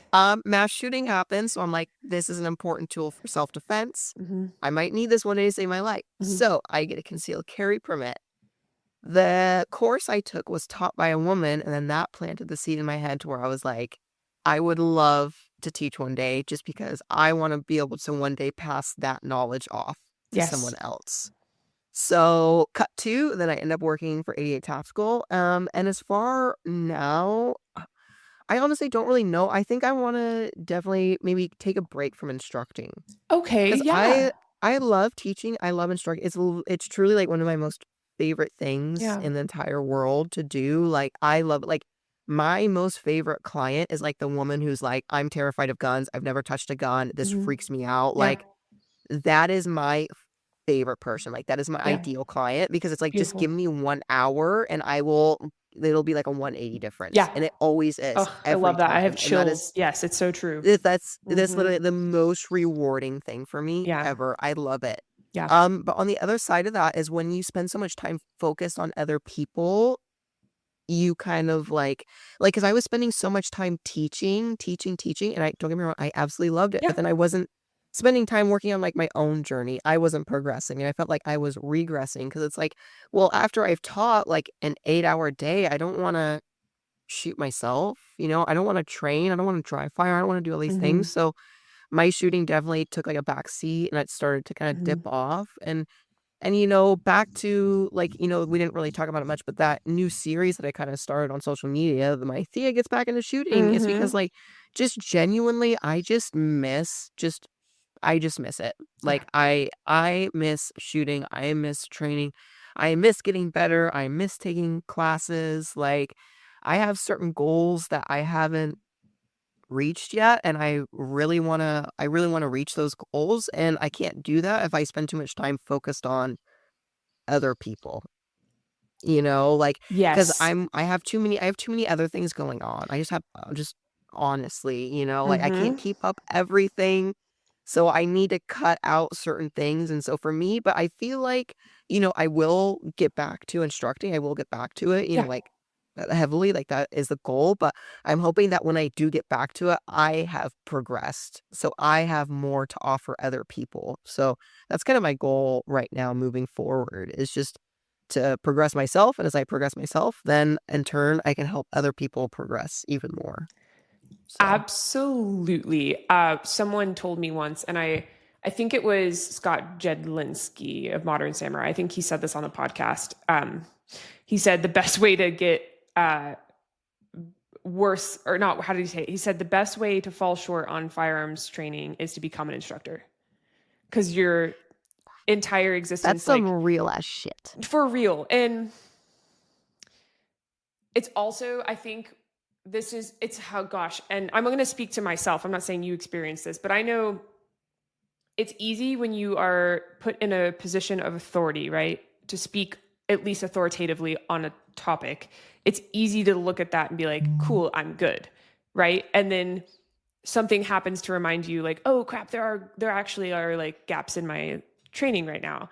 And I've gone through something similar where, like, I just stopped enjoying it. And I was like, crap, like, it's kind of a scary moment, because you're like, no, no, no, no, no, no. I want the hyperfixation to come back. Like, I want to find that joy again. And so I think it's an incredibly responsible thing of you to stop, to recalibrate, and to focus on you, because you're exactly right. You will become a better instructor for that. And you have more experience as an instructor, exponentially more than I do. But I, like, just as someone who's experienced this even on a smaller scale, like, um, I took a big break. I went through a divorce, and that was kind of a moment of like, oh my gosh, what am I doing with my life? You paused it. I muted myself. That's so funny. You muted yourself. It was so funny because I was like, is this like a joke? Like, I was like, because you were talking about this and you were like, so I was like, maybe it's like part of the joke and it'll come back on. That's Like, and then hilarious. I was like, maybe she doesn't know. For those listening, I got a new mic, and when you tap on it, it mutes it, and it's like my worst nightmare. But it's great for when I need to, like, move in my chair. It's just like that. Is that the only time I've done it so far on this episode? Yes. Wow, then I'm doing great. I am doing so You're doing solidly. you're doing great, sweetie. That's yes, exactly. I was just saying the divorce allowed me to. It was a moment of like, what am I doing with my life? But it's also like, now I can move anywhere and do anything. And I'm really glad I took the break I did, and I feel recharged. I've gained so much perspective in training between when I was instructing then and now, that, like, I'm going to be a completely different instructor. I'm excited to see what you do with that time. And, like, you'll have to come back on the episode and, excuse me, on the podcast, and talk about what you've learned in that time. And hopefully Shivworks is in there. I need to just connect you with the Hopefully. guys. Like, I will do that after the episode. But yeah, how exciting. That's awesome. And are you Yeah. currently shooting USPSA? I know some of your videos, you're wearing your rig. So is that Yeah. okay? So I never got like an official like competition rig. Like that was Okay. like my belt that I used for like the tactical games and all that kind of stuff. Because I'm Yep. just like, I'm That's great. just gonna roll, or like, or I'll show up to like a match, like literally like appendix carry with like a mag in my back Great. pocket, like that's also, like I'm just not Exactly. that, like. So I mean, back in Nebraska, I was shooting a lot of like hit factor, which is like the same USPSA Hmm. rules. A lot of hit factor. I was really getting into like the 2-gun or the rifle hit factor Nice. matches. I really liked the rifle hit factor. That was a lot of That fun. sounds fun. But I would like to, my goal ultimately is I do want to get back into like USPSA and then actually like shoot some like classifiers and just like see where I fall. Um, and then kind of gauge and like go from there. But I've always had, like the goal, like I would at least at the bare minimum at least be like an A class shooter. And I Okay. know that's like still, fairly it's not like master, No, that's um lovely. but at least A, like, at least like a USPSA like A class, like I would be like pretty happy with that. I feel like that's Absolutely. still not something that like a lot of people attain. It's still No. pretty, like respectable shooting. So I'm like, so that's like kind of like a long-term goal that like I have, and depending on how I feel once I get there will determine like where like the next move will kind of be from like that. So that's definitely like a serious goal that I have. I We'll love see how it that. goes. Have you told, has anyone told you about, oh, was it Matt Little? I believe it was Matt Little who came on and talked about how, like, oh, was it him? Gosh, I've had so many incredible, competitive shooters on. I was just like, wow, I just like can't remember. But A class is also a goal of mine right now. Technically, my goal is just to get to B class. I'm a C class shooter right now, because I'm insane and like I want to be like A class, but I'm like, okay, you know what I mean? But then again, I told Lena my goal for B class and she was like, why not A? And I was like, bitch, this is what I'm talking about. Like, you're fucking throwing, gas into my fire. I'm like, okay, let's do this. You know what I mean?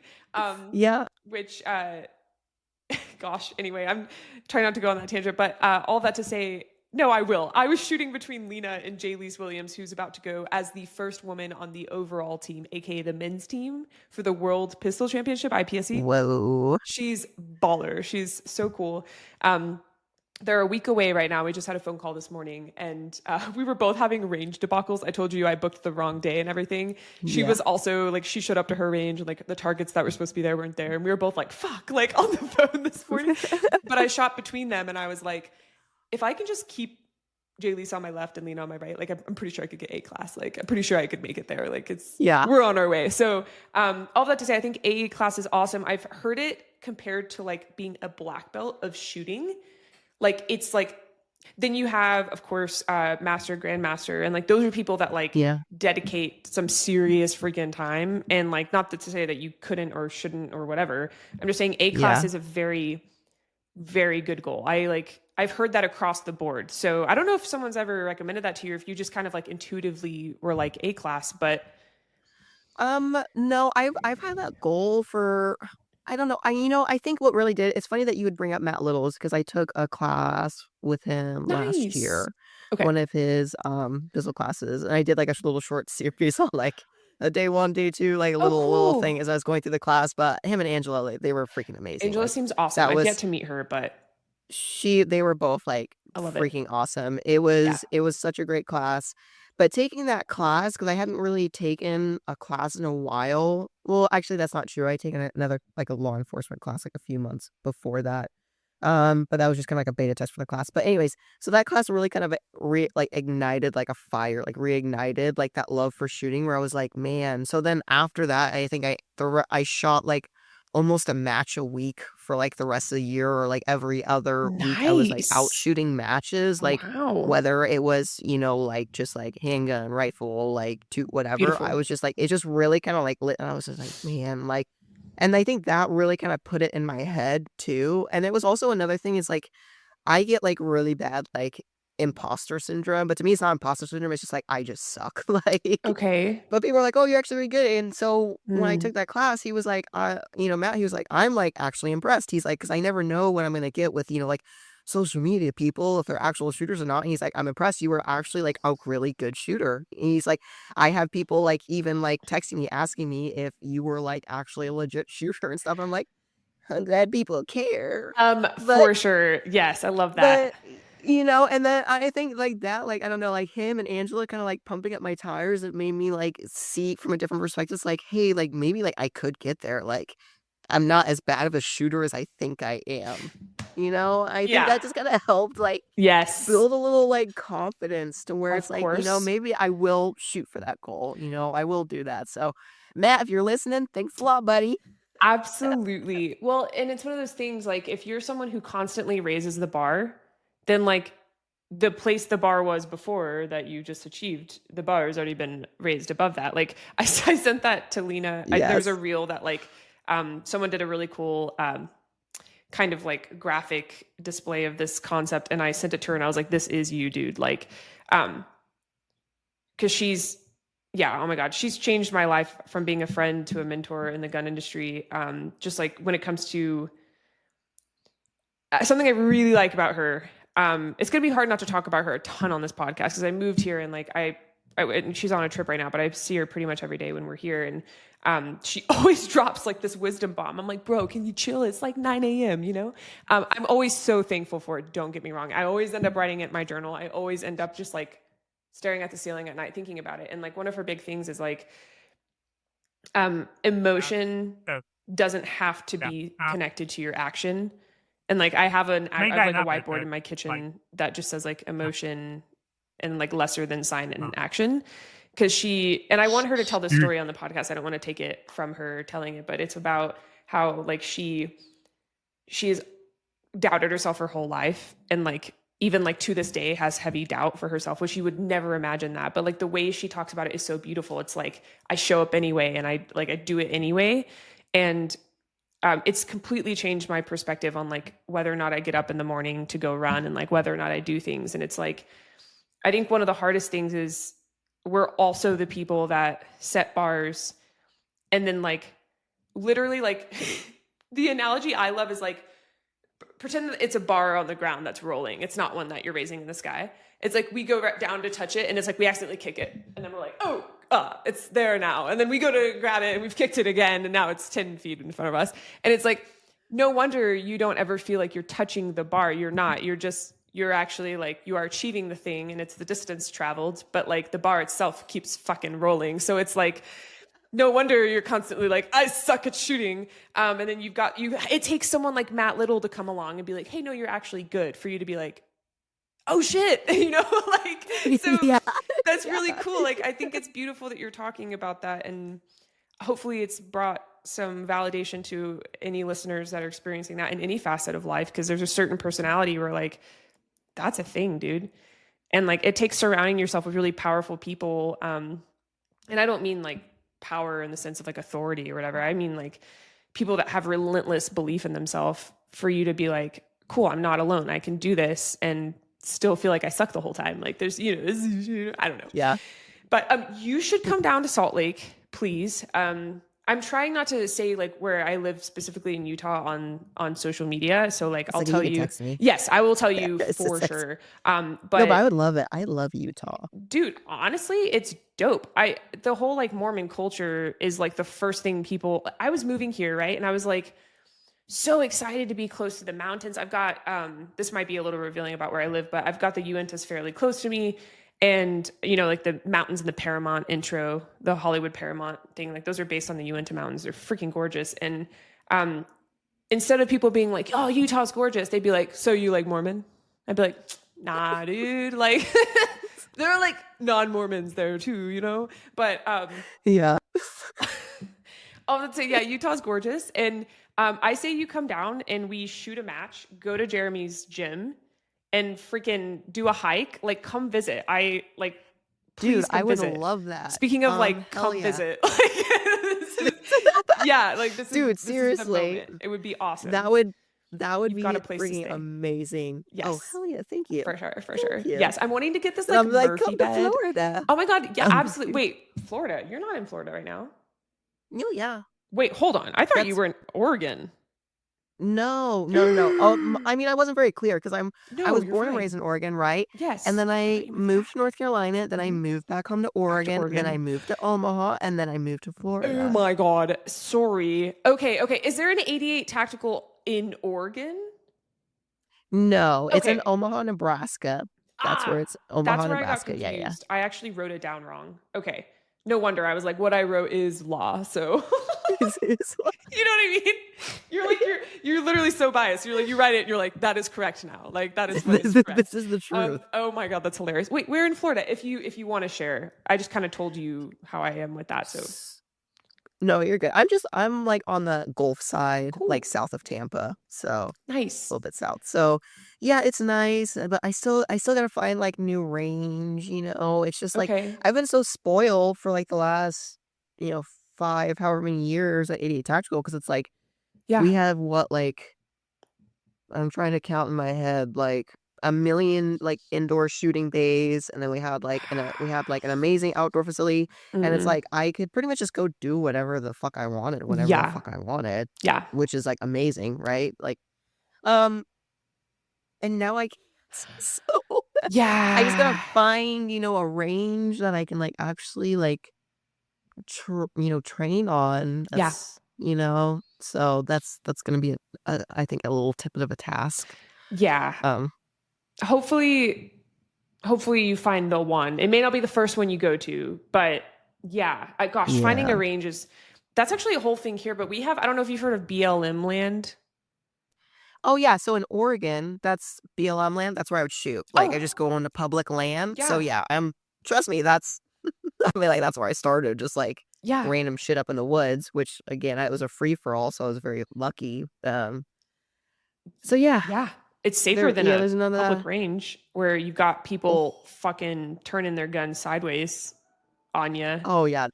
If someone's turning their gun sideways, I feel like that's like mild. That's like another wild thing about being no, I'm serious. Like that's like mild, like compared to like the crazy Terrible. shit. Like if anything, and I hate to say this, It's but okay. like working as an instructor and like working for like a range has made me like terrified of like the average gun owner, Oh, oh, honestly. yes. Oh, Like absolutely. like the amount of stuff. Like I literally had people show up to like take a concealed carry class, and they just have like a gun like just freeballing in their pocket, and they just walk up to the counter and pull this gun out of their pocket, and I'm like, No. first of all, that's a misdemeanor crime because you're carrying concealed without a concealed carry like permit. Second of all, you just have like this loose gun, like just chilling, like, Yeah. and now you just pointed at me, so like thank you for that. Uh, But yeah. like that is definitely like, especially around like the COVID civil unrest times. Yeah. It was crazy. Like our training department was literally like freaking, because everybody at the time, that was before Nebraska was like constitutional carry. So like Okay. everybody wanted a concealed carry permit like immediately, like right now. So we were teaching concealed carry classes literally 7 days a week, and it's an 8-hour course in Nebraska. So I was teaching concealed carry courses like multiple days a week, so multiple 8-hour concealed carry like days on top of like our other like, you know, handgun defense level classes on top of other private lessons and stuff. So like the Wow. burnout was like for Yeah, real, no but then you wonder you didn't want to also go to the have range. like, oh my gosh, yeah. Yeah. But then you also have the people who like showed up to take the class, and they're like, I didn't know I had to shoot. And it's like, how did you sign up for the class? They're like, I went to the website. I'm like, did you just not read anything about the course when you signed up for it? Because you're here standing here in running shorts and a flip-flops, and you've never touched a gun in your entire life before, and you have to shoot a qual. Me and Like, High Rocks. look, at least nobody's gonna be in danger for your negligence. That is Like, a good point. They'll just just like, okay, sorry, really just quick side tangent. I know you'll follow me, so I'm gonna go for it. I think that there should be, I'm gonna start a petition. I think there should be shooters, oh sorry. No, hang on, Sophia, start over. There should be average people that run alongside Olympians, that shoot alongside Olympians, and like I volunteer. Like I would love to sprint next to the sprinters. I'll shit myself laughing, and I would love to make people laugh. Oh, dude, honestly. So I went to the ladies that represented Team USA for PCC Worlds. I went and filmed this vlog series for Lena and her YouTube channel. And I was sitting there and I was like, guys, don't you think we should have this? Like, shouldn't we do this? And they're like, do you want to shoot PCC? I'd never shot PCC before. Like which, you know, if I've shot a rifle, and I had run one rifle stage before that, like just, you know, having fun. And I was like, oh my God, this is my chance. Like, cause they make it look so easy, obviously. And I was like tripping and falling, and it was so much fun. Like maneuvering a rifle around walls. Well, I had, but not like really tried to push myself with it, I guess. And yeah. so, but I feel like I'm doing that with shotgun too. Anyway, my point is, part of me wants to just show up to High Rocks to be like, this is how hard it is. Like, let's vlog everything. And like, it's my... Dude, I'm so down. We just like won't trade it all. Dude, Just, that's like, what I'm 0. thinking. Like, let's just go. We'll wear the cute outfits. do it. Like, we'll get super good content. Anyway, sorry, back to that. No, but yeah, like, dude, you do be getting like flagged as an instructor. That is like, it's part of the job. Like, you will, it's a matter of when, not if. Yeah.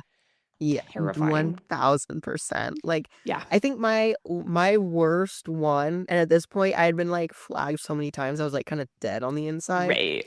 But there was like one point also, and it sucks for me because like a lot of the other like male instructors are like taller, like they can look over someone's shoulder. Yeah. Like for me, I have to kind of like look around the side of like someone to kind of see what's happening. You know, I can't just like look over people's like shoulders. Wait, So how tall are you?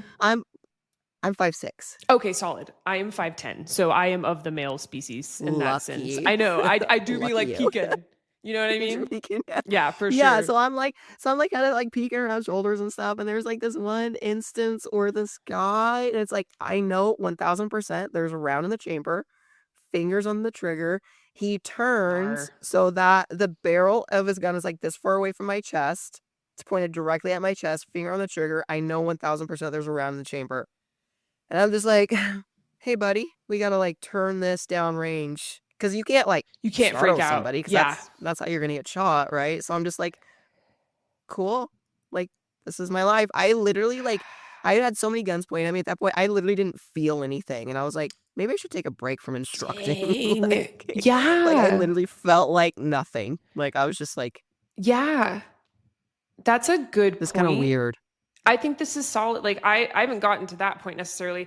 There was a woman, I could have handled it better for sure. And like falling on my sword here, I kind of like grabbed her hand around, like, I usually have like an inert pistol at least around me, but like, because I'm in my studio right now, but I grabbed around her hand around the trigger guard and kind of pushed it back and just held it. Cause I knew as long as the muzzle was forward, even if she like ND'd or something, it would just go down range. And I held her there for a second and I was like, okay, let's talk about that. But like my reaction was really sudden because I did catch it and I caught it before it ever like really passed over into the booth. She just was like, what? Like she couldn't hear me.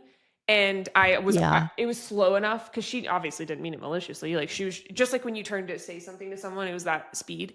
But she absolutely had a panic attack after that. And she was like, I could have shot you. And I was like, yes, but you didn't. And then, you know, I always like debate. I'm like, do I tell my mom that this happened? You know, because she's always really nervous. I'm her most capable daughter, but I'm also like the one that's in most danger with what I do. So like, she's always like, there's a trade-off. There is a trade-off, but it's like, I wouldn't want it any other way. You know what I mean? So like, but no, that is interesting.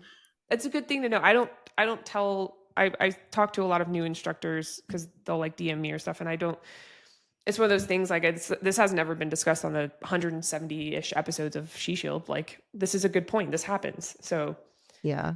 A lot of weird stuff. That's something you'll find. And what's interesting, and I don't want to be like sexist or anything, but it's usually like the dudes who are doing like the weirder the stupidest shit. stuff. Like I've noticed, because I found like women, you know, they don't know like what they don't know, but they won't act like they know, like pretend. Yes. You know, and a lot of dudes, especially if it comes to like a female instructor, like they're going to pretend like they know, but it's obvious that they don't know, but then they're going to get mad at you for them not knowing if you correct the not knowledge. I hope you follow that, but I followed it because I've lived it. This is so effing true. It's painful, especially if they have a female with them and they came as a couple. That shit is like, dude, they're dangerous. Literally, that's literally the freaking worst. Yes. That is like the worst. Like, yes. Like it's like the weird, like especially when I was teaching, you know, like in Nebraska doing like that concealed carry permit class, you know, it was really shitty because it's like people were there because they had to be there to get the permit, not because they actually wanted to be there to like learn something. Right. So there that's where I found like the most like power dynamic struggles where it's like I'm not forcing you to like be here. Like, Right. can we just like get through the class? Like, I don't care if you don't want to fucking listen to me or Right. whatever, but like, you don't have to be a dick. Like, Yeah. don't be a dick about it. Right. Like, I'm not forcing you to be here. I'm sorry you're unhappy that you have like a young female instructor. Like, I Yeah. don't know what you want me to do, but if you just like shut the fuck up and listen and don't be a dick, we can get through the day. Like, you know? Absolutely. So that was Absolutely. Oh gosh, that's so true. And you would think of all things, like a person would sign up for a shooting class and be like, this is where I should exercise my patience the most. But it's not an, and those people are that way in every aspect of their life. Like, if you know what I mean? Like, those totally. are the people that are rude Yeah. to waitresses and, yeah, that's a whole thing. I taught a man once that I was like, I actually can't tell if he can't hear me or if he was a really old man, retired physician, which like I can say this because I went to medical school. I shadowed a ton of physicians of all ages. And it's a thing like at a certain level, like you're revered as an expert in your field. And it's hard for you to consider that you're not in other aspects. Like that's just the thing. Like it's a thing. And so when he came into my class, I think it was a private lesson actually. One of the ways we bonded, I was like, yeah, I went to medical school and like we talked about the journey and he was like, wow, how'd you end up here kind of thing. And it was a good conversation. And then I noticed throughout the class, which I still gave him like my little presentation because it keeps me on track and everything. And he was not paying attention. And I was like, man, is it because of the doctor thing? Is it because he's old? Because he's a man? Like, I think it was a combination of everything. And then by the time we got out to the range, he would not listen to me about his trigger finger when we weren't using it, registering it on the slide, even though we had done tons of dry training. He's actually the reason it totally made me rethink how much dry fire, because I thought I was doing enough. And I was like, if we're doing if that's happening. So I actually had to end our session early because he would not listen to me and he kept turning and I kept having to catch him. I got like really good at being like, no, like I just kind of kept my arms out kind of thing. And so just like stiff arm. Yeah, pretty much is what it felt like. So after the third time I was like, all right, sir, we got to stop the lesson. Like I'm sorry if there's a misunderstanding. Like, let's go back to dry fire practice. And by that point, I think he was ready to go home, but it was like it was a really uncomfortable time because he just would not listen to me in the classroom or on the range. And anyway, it's one of the reasons I kind of like require that the headphones that help you hear people around you. He had the like non-electronic ones. And so around that time I wrote walkers and I was like, would you guys please send me like 12 to 15 pair? And they were like, yeah. And they did. And I'm so thankful for it. So I've got like a bin of those now. I don't trust anything else now. So Yeah, those are like kind of weird situations though too. And I know it's not just like a me problem or like a woman problem because it's Right. like some of our male instructors too, they notice it. And it's usually that demographic, like the older men, like especially depending on what their job, like they don't want to listen to like anybody. And it's even worse if you're like a young female. Like, and I Yes. know that, and the other instructors I work with, like they know that too. It's not like it's a what are you talking about? They're like for them, they're like, it sucks for me, so I can't imagine what it's like for you. And I'm like, oh yeah, like Yes. let's just throw some gasoline on there. And like, and some of the most uncomfortable things, like teaching those CHP classes, like I've literally had to like remove people from classes before. Like I've had to like sit them down and say like, hey, like this isn't like your thing today. Like today's not your day, and there's usually like nice ways to like go about it, because like we're, heavily before classes, we do dry fire. It's so important. Like I Yeah. couldn't imagine like a firearms, like a class where you just like turn people loose and like everybody starts shooting without seeing how they like handle guns. Like that's like a nightmare. I'm pretty sure I've lived a few times, but God, yeah. like Yeah. doing the dry fire. So usually during the dry fire, you would come to the conclusion either they're not listening because they don't want to, or they're not listening because they can't hear you, or, whatever the reason is. And so there was like one guy in particular where I had to remove him from class because he couldn't even make it through the dry fire because he wouldn't keep his finger off the trigger. He was constantly pointing it in crazy directions, like just wouldn't listen. Like I told him on repeat. So it came to the point where I pulled him aside and I was like, hey, like, you're not, we can't shoot the qual today. but like, I still tell people like stick around, finish out the whole class. It's like an 8-hour day, and then just come back, do a private lesson with another instructor, maybe take intro to handgun, and then you can shoot the qual on another day. So it's like, I'd at least give like that option versus like, oh, Yeah. you can't be here, Yeah. Good like, for you. right?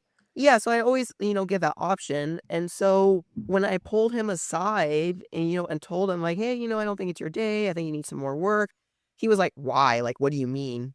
And I'm just like, well, because, you're not so safe. Your fingers on the trigger. You keep kind of pointing it in weird directions. And he was just like, I don't get it. Like, and so then I had to like be kind of a dick. And so I had to pretty much list like every safety violation start to finish. And then after that, I was like, do you not think that's fair? And he was like, okay, that's fair. And then he calls like the next day to complain. So he talks to our training manager, or training manager at the time was like, it's freaking amazing. I love him like family. He calls and his name's Kurt, and Kurt is like no nonsense, like no bullshit, like type of dude, Okay. like freaking Good. amazing, like old, like he was like Omaha, like SWAT, like a training instructor for like law. So he has Damn. like a crazy background stuff, Yeah. right? So he calls to complain, and this is what he says when he calls to complain. He asks, he's like, do you guys have a lot of problems with that angry little black girl?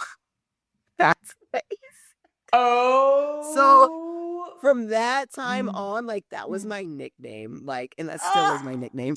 That's hilarious. You're just like, hey guys, the coffee's a little cold today, and they're like, you're an angry black girl. That's You're like an angry little, yeah. my freaking Or they give me the God. acronym, like AGB or whatever. So Oh my God. Wait, so what did Kurt say? So Kurt pretty much told him to like fuck off, like essentially Perfect. in like a nice way. But he was pretty much like, if an instructor booted you out of class, it's for a good reason. So we're gonna refund you your money and just don't come back. Like, Perfect. leave. Like, do not return. Like, which I don't think you could have handled it like any better. Because I mean, that's one Refunding thing. was Another kind. thing. Yeah, no, it was very nice of him to refund, but he also got like a do not return, like you were banned, like just Good. don't come back sort of deal. Good. So that's also another nice thing. It's like I know that there shitty things are gonna happen, but like the leadership, like they have your back, like the other instructors have your back, like the leadership management's gonna have your back. Like they know, like if you're removing somebody from a class, like it's because shit was like bad, like Yes. and safety is like one thing that is like not played around with. Yes. And that's one thing that's like something that like makes me nervous, going to a public range and stuff like that. I'm Yeah. like, are there RSOs like actually like monitoring stuff that's like going on? Like how quickly can they be in here if like something starts happening, like all that kind of stuff. Right. So I don't know where I was going, but no, we've tangent. just been talking about like the nuances of firearms instruction, and these aren't questions that, other than like, what has been your biggest challenge as a firearms instructor? But it's like, like old dudes that don't want to listen. That's a pretty don't want to listen. And I get it. Like, there are so many female instructors that are female only instructors, and I went through that whole debacle. I'm kind of going through it now. I'm kind of like wondering now if I should, I have a clean slate. Should I just, no. Well, I don't know. Well, that's the thing. Because it's like, it depends how much stress do you want in your life. Dude, for real though, because the only thing that catches me when I'm like, should I do female instruction only, is like if there's a dude who is actually genuinely wanting to learn, and fortunately and unfortunately, right? Like fortunately for me and my business, but unfortunately I am one of the only instructors, these two particular ranges I've been talking to, it sounds like I'm such a range hoe, but you gotta weigh your options. They both are like, we have never heard of someone who implements managing unknown contacts and verbals in a basic pistol class. And I'm like, well, yeah, but this is the only class this person might ever take. And it's like, I want to open them up to this world. Even if it's for a 30, 45-minute segment, like it's more than they'll ever have. And I'm talking about non-lethals, all that to say, these ranges are like, oh my God, you can do that. You can teach that. You feel like you can do that. And I'm like, yeah, here are my credentials. Like, here's what I'm still doing, continue training to like, not be an idiot. And, it's one of those things. It's like, well, if I'm not like much of a rarity, and that's not to like blow smoke, that's just to be like what these people have told me, then like, I would hate to not offer that to both. But I do, My goal is to I go in Monday to like finalize my schedule. My goal is to offer female only because I know there are women that will not go if there are men present. That is for sure. Yeah. But those were always my fullest classes and those were always my most fun classes. So, and I don't take like those women that are like really kind of shut down and kind of like, I always see them as like, I give them the benefit of the doubt because I have social anxiety and like I look like a total bitch when I am in my head. Like I have this like, Lena told me one time, she was like, we were walking through NRA and we joked that I'm her unofficial bodyguard. And she was like, dude, you know, you don't have to like mean mug everybody, right? And I was like, what? And she was like, do you know that you walk around like with a frown and you make eye contact with everyone? And I was like, well, I got to know my surroundings. And she was like, yeah, but you don't have to know them like that. Like you could, you know, you could smile a little bit. You could just not make eye contact. And I was like, but they need to know that I see them. And especially with her, We're the same person. dude, for real. Because with her, people do be like grabbing her and being like, Lena, you know? And so like, my favorite thing is like before we even walk up, she kind of keeps her eyes like she looks where she's going, but she tries not to like, especially if we have somewhere to be. And so I'm the one that's like making eye contact and making sure I see them to see where like their hands are going and like see if they start following because like that happens a lot too, which is not like super weird at shows, but like it is sometimes too, you know? Yeah. Anyway, so you do that too. You're like, Oh yeah. Yeah. Yeah. No, like if I sometimes like I don't know, like if I see like a picture or video or something where I like wasn't paying attention, like I'm just like literally like I'm like, why do I look like an asshole? Yeah. Like, because in my mind I'm like, but in real life I'm like literally like just staring people down, like glaring at people. It's like my resting bitch face is strong. It's really strong. Yes. Listen, I don't normally do this on podcast episodes, but I've got to show you a video. I just did the shotgun qual. Tell me if this is the face you make. Lena and Jay Lise were trying to tell me like you make this face when you're stage planning, and they were like, we don't know how you do it, but you have the deepest frown we've both ever seen on your face. And I'm like, what? No, like no way. Oh my God, I can't even replicate it for you. Okay, hold on. Let me. And I'll put the B-roll. Wait, I'm gonna show you one too. Oh my God, yes. I'm gonna try and find one. We'll change like resting bitch face or photos. Should we... Yes. Okay, I'm gonna send it to you. I feel like maybe they might need to see it too. I don't know. I will do an overlay. Need context. I'm gonna okay. B-roll Let me see if I gotta see if I can find this photo because it's like the same word. It's just like, why did my face even look like that? It's almost like, how did your face do it at all? It's like a particular usage of your facial muscles that like don't happen elsewhere. Oh, I just got your video. I can't believe this. It's freaking wild. You remember the angry cat meme? Oh my God. Yes. Angry cat? Yes. That's what it's an angry cat. That is exactly like that was literally like angry cat. It's insane. I'll try to like, I don't know if this is even for the YouTube people. I'll like try. Oh wait, I have a camera. I totally forgot I have a camera. That's hilarious. So like, this is the face people on YouTube. And it's like, yeah, it's the deepest frown. I'm so focused. I'm locked in, as they say. Oh my gosh. I'm going to send you this old photo. And this is really funny because this is in this photo with me. It's Kurt, who was our manager I was telling you about, who told the guy who, called about the angry girl. That's him in this Love photo. a face for me. And so what's funny too is there's like this ongoing joke, like around 8 talked before Kurt retired. It was always like Kurt's pissed. We'd be like, Kurt's pissed, hashtag Kurt's pissed. Like so much so that there was like a patch that was made like Kurt's pissed. Like it's so funny. So it's funny to see us both in this photo where we're both just like I don't even know, like whoever was talking in this moment, like we both must have just like absolutely hated their guts. That's because so funny. This face is just like, what the heck? Is it also like is it your focus? No, this was just like shut the fuck up. My like, dude, if you looked at me like that, I would pass away. Oh my God. And he's looking at the camera too. Holy shit. That is so, can I share this? Like when I make a freaking reel out of this, that's hilarious. Oh my gosh. Yeah. That doesn't look like a focus face. That looks like you're fucking stupid. That's face. That's just like my face all the time. We're just like, is listening. It? That's like, so funny. mine's constipated for sure. I had a volleyball coach in junior high. She was like, Espina. And when Coach Lucas screamed at you, it was just like earth shattering. You were horrified of what she would say. We'd be like, yes, Coach Lucas. And she'd be like, you making that stupid face. Your sister makes it. You both make it. She kind of talks like Donald Trump.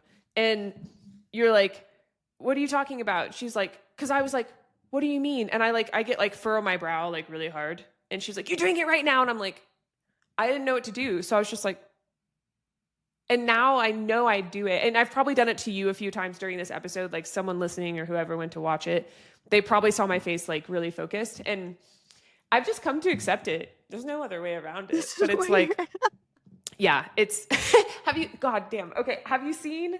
That's so funny. Wait, first, no, tell me. First, so your face is genetic because your sister For does it too. So it's a genetic thing. I think so. I don't know if But then the furrowed, then the furrowed brow too, I'll like catch myself because I'll feel it. And then I'll be like, relax it because I'm like, oh my God, I'm going to end up with wrinkles because I'm like, I'm not doing both. So I'm like trying to flatten it out so I don't end up with like, but like I catch myself all the time, like, just like this. I know. And I'm wondering, like, I'm sure at some point I'll do Botox. Like, I'm sure, I don't know. But like, I wonder what that will be like for me. It would be like,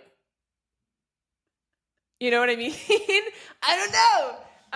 Who knows? Nobody knows. But, gosh, you know, those like when you're in elementary school, I swear this was in the general class I was in. It was this video, and our teacher's responsibility was to come in and have us assess what we thought the emotion was that the person was showing on screen. Again, I swear I wasn't like a psychopath. Like this was like a general I'm like, class. are you sure? Because I didn't do this. And then listen, it was like a private Catholic school called Immaculate Conception. So like they were fucked up on like another level. Whoa. Yeah, dude. Someone said this is going to be hilarious. Submit, you know? And we watched this video of this girl and she's furrowing her brow at her friend. And everyone wrote on the paper, like, she's angry, right? Well, then they play the video and the friend she's looking at has just been bullied. So she's mad for her friend. Well, I've had friends through my life tell me like really hard stories. And like the whole time I'll look furious at them and like, they'll be like, are you okay? And I'm like, oh my God, yeah, sorry. Like I'm listening really intently. You know what I mean? I'm like plotting the death of like this person that hurt them. But yeah, it's a thing. Yeah, it's a thing. Maybe we do it because we're ADD and it helps us fixate on like the conversation. Maybe it's like if the facial muscles are engaged, then like the brain is or something. Yes. It's because we can't do one thing at a time. Right. So like I can't just listen normal. Like something has to be doing something. Right. Do you also listen better when there's really loud music? I don't know. I listen better if I like am doing something else. Nice. Like if I have like a pen and I can like doodle on things or I can do things, I'm a way better listener if I have something else going on. I've never tried like loud music though. Oh, it's like how I do when I edit videos. The whole time I have like metal music blaring. Like it's the only way because like the videos sometimes are so boring that like I have to have something captivating my mind on the other side. I think I'm gonna try that. Try it. I think I might try that. That might work. Cause like, yeah, I'm like, I gotta have I can't just do like one thing. Like people will think that like I'm not listening because I'm doing something else. I'm like, no, like this is me. Like focus. I am like hyper listening. Right. Like, if I'm like staring directly at you intently, like I am focusing so hard on looking like I'm listening that I am not listeing. Exactly. So. Yeah. You're like your therapist ain't got shit on me. Like, yeah, no, exactly. 100%. I saw a reel. I'm going to start sending you reels. Prepare yourself. Cause I'm on ADD TikTok and like this girl was like, this is what goes through my brain when I ask a question and someone says that was a great question. So then that person's like answering the question and like she's just in her head monologuing. She's like, oh my God, I'm so fucking smart. I'm the smartest. I'm literally the smartest person I know. And then the person finishes talking and she's like, shit, I didn't hear anything. It's like, yes. I've lived that. Yeah. 100%. Yeah. Lena knows my face by now when she gives me instructions and I go, okay. She knows the difference between like a got it and like a got it. Like a... So she does this thing where she'll turn around and she'll go, recite it. And I'm like, nope, I don't know. I don't know what you just said. I don't know anything. So So you're in a better habit now. When you come hang, you're gonna fit right in. It's gonna be perfect. I'm so excited. I'm so excited. We'll talk about it off the episode. But yeah, that's totally my vibe though. I get that. I love it. I've enjoyed talking to you so much. I just want to thank you on so many levels because I've been dragging my feet for season 2. I've been really nervous to get back to it. I took a big break, and it's one of those things like when you take a break, it's like so easy to like continue the break.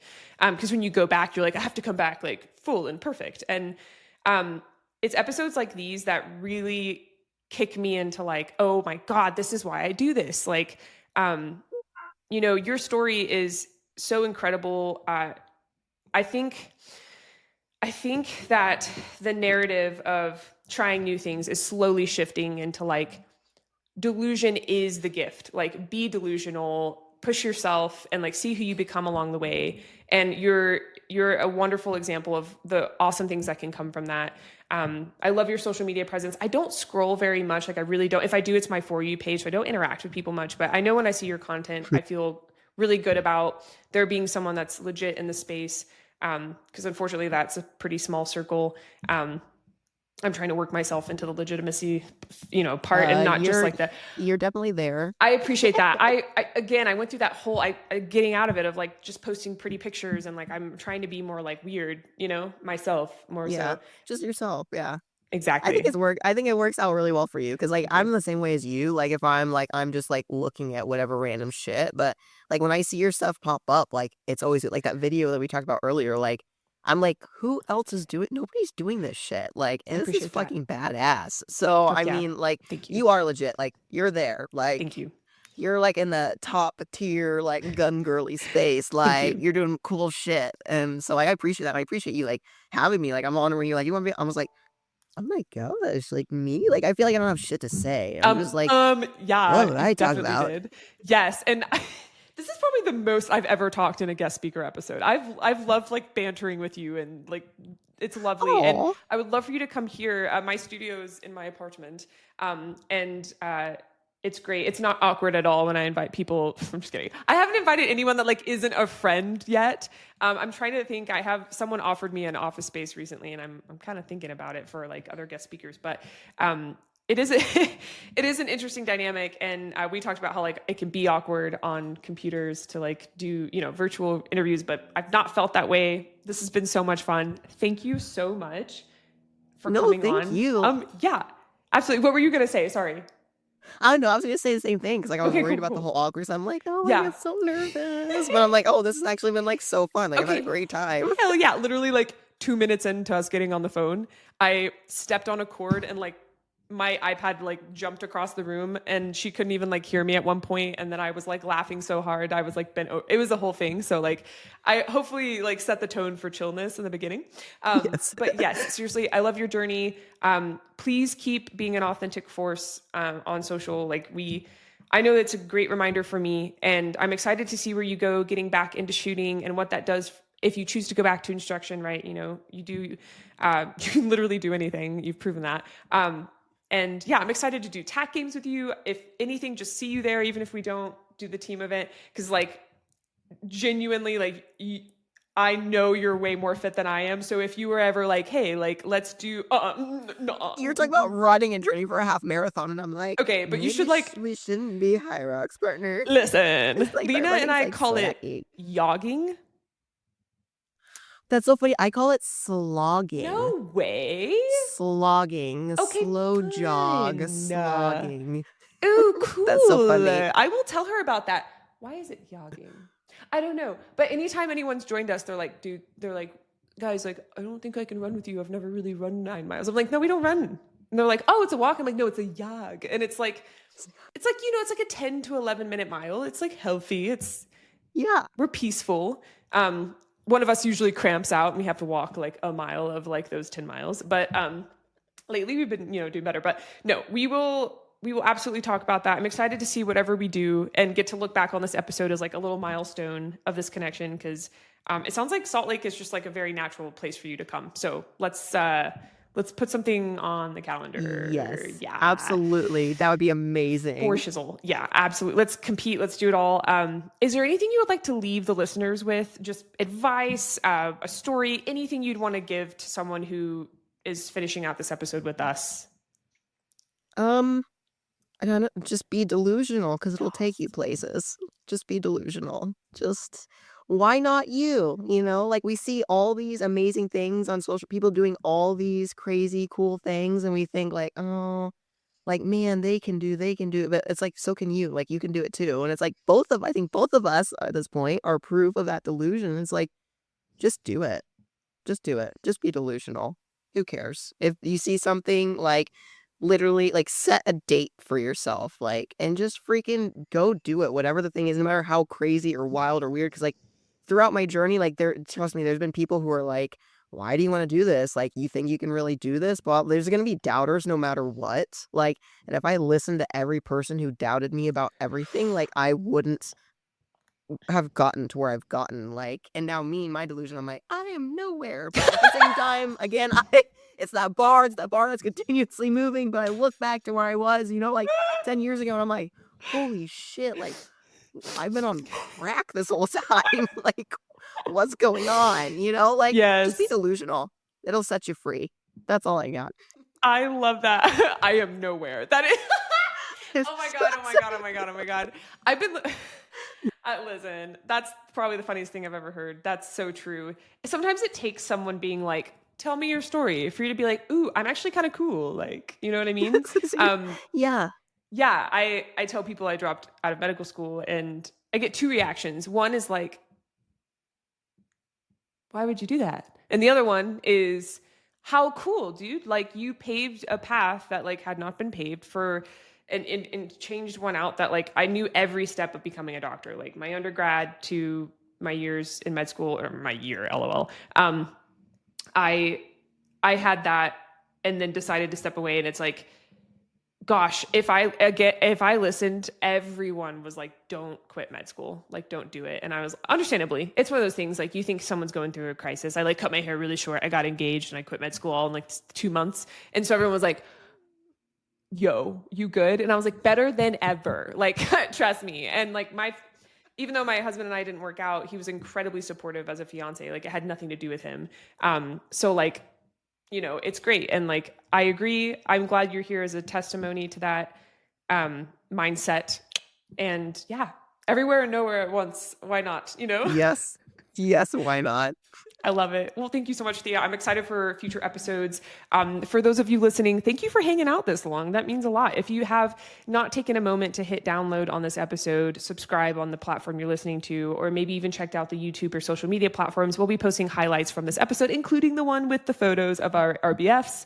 So be sure to check us out on Instagram, and really, honestly, every platform. We will get back to at this point, there will be steady posting on those platforms. It will be at SheShieldPod. That's SHESHIELDPOD. Got that down finally. So yes, thank you guys, and we'll see you in the next episode. All right, bye.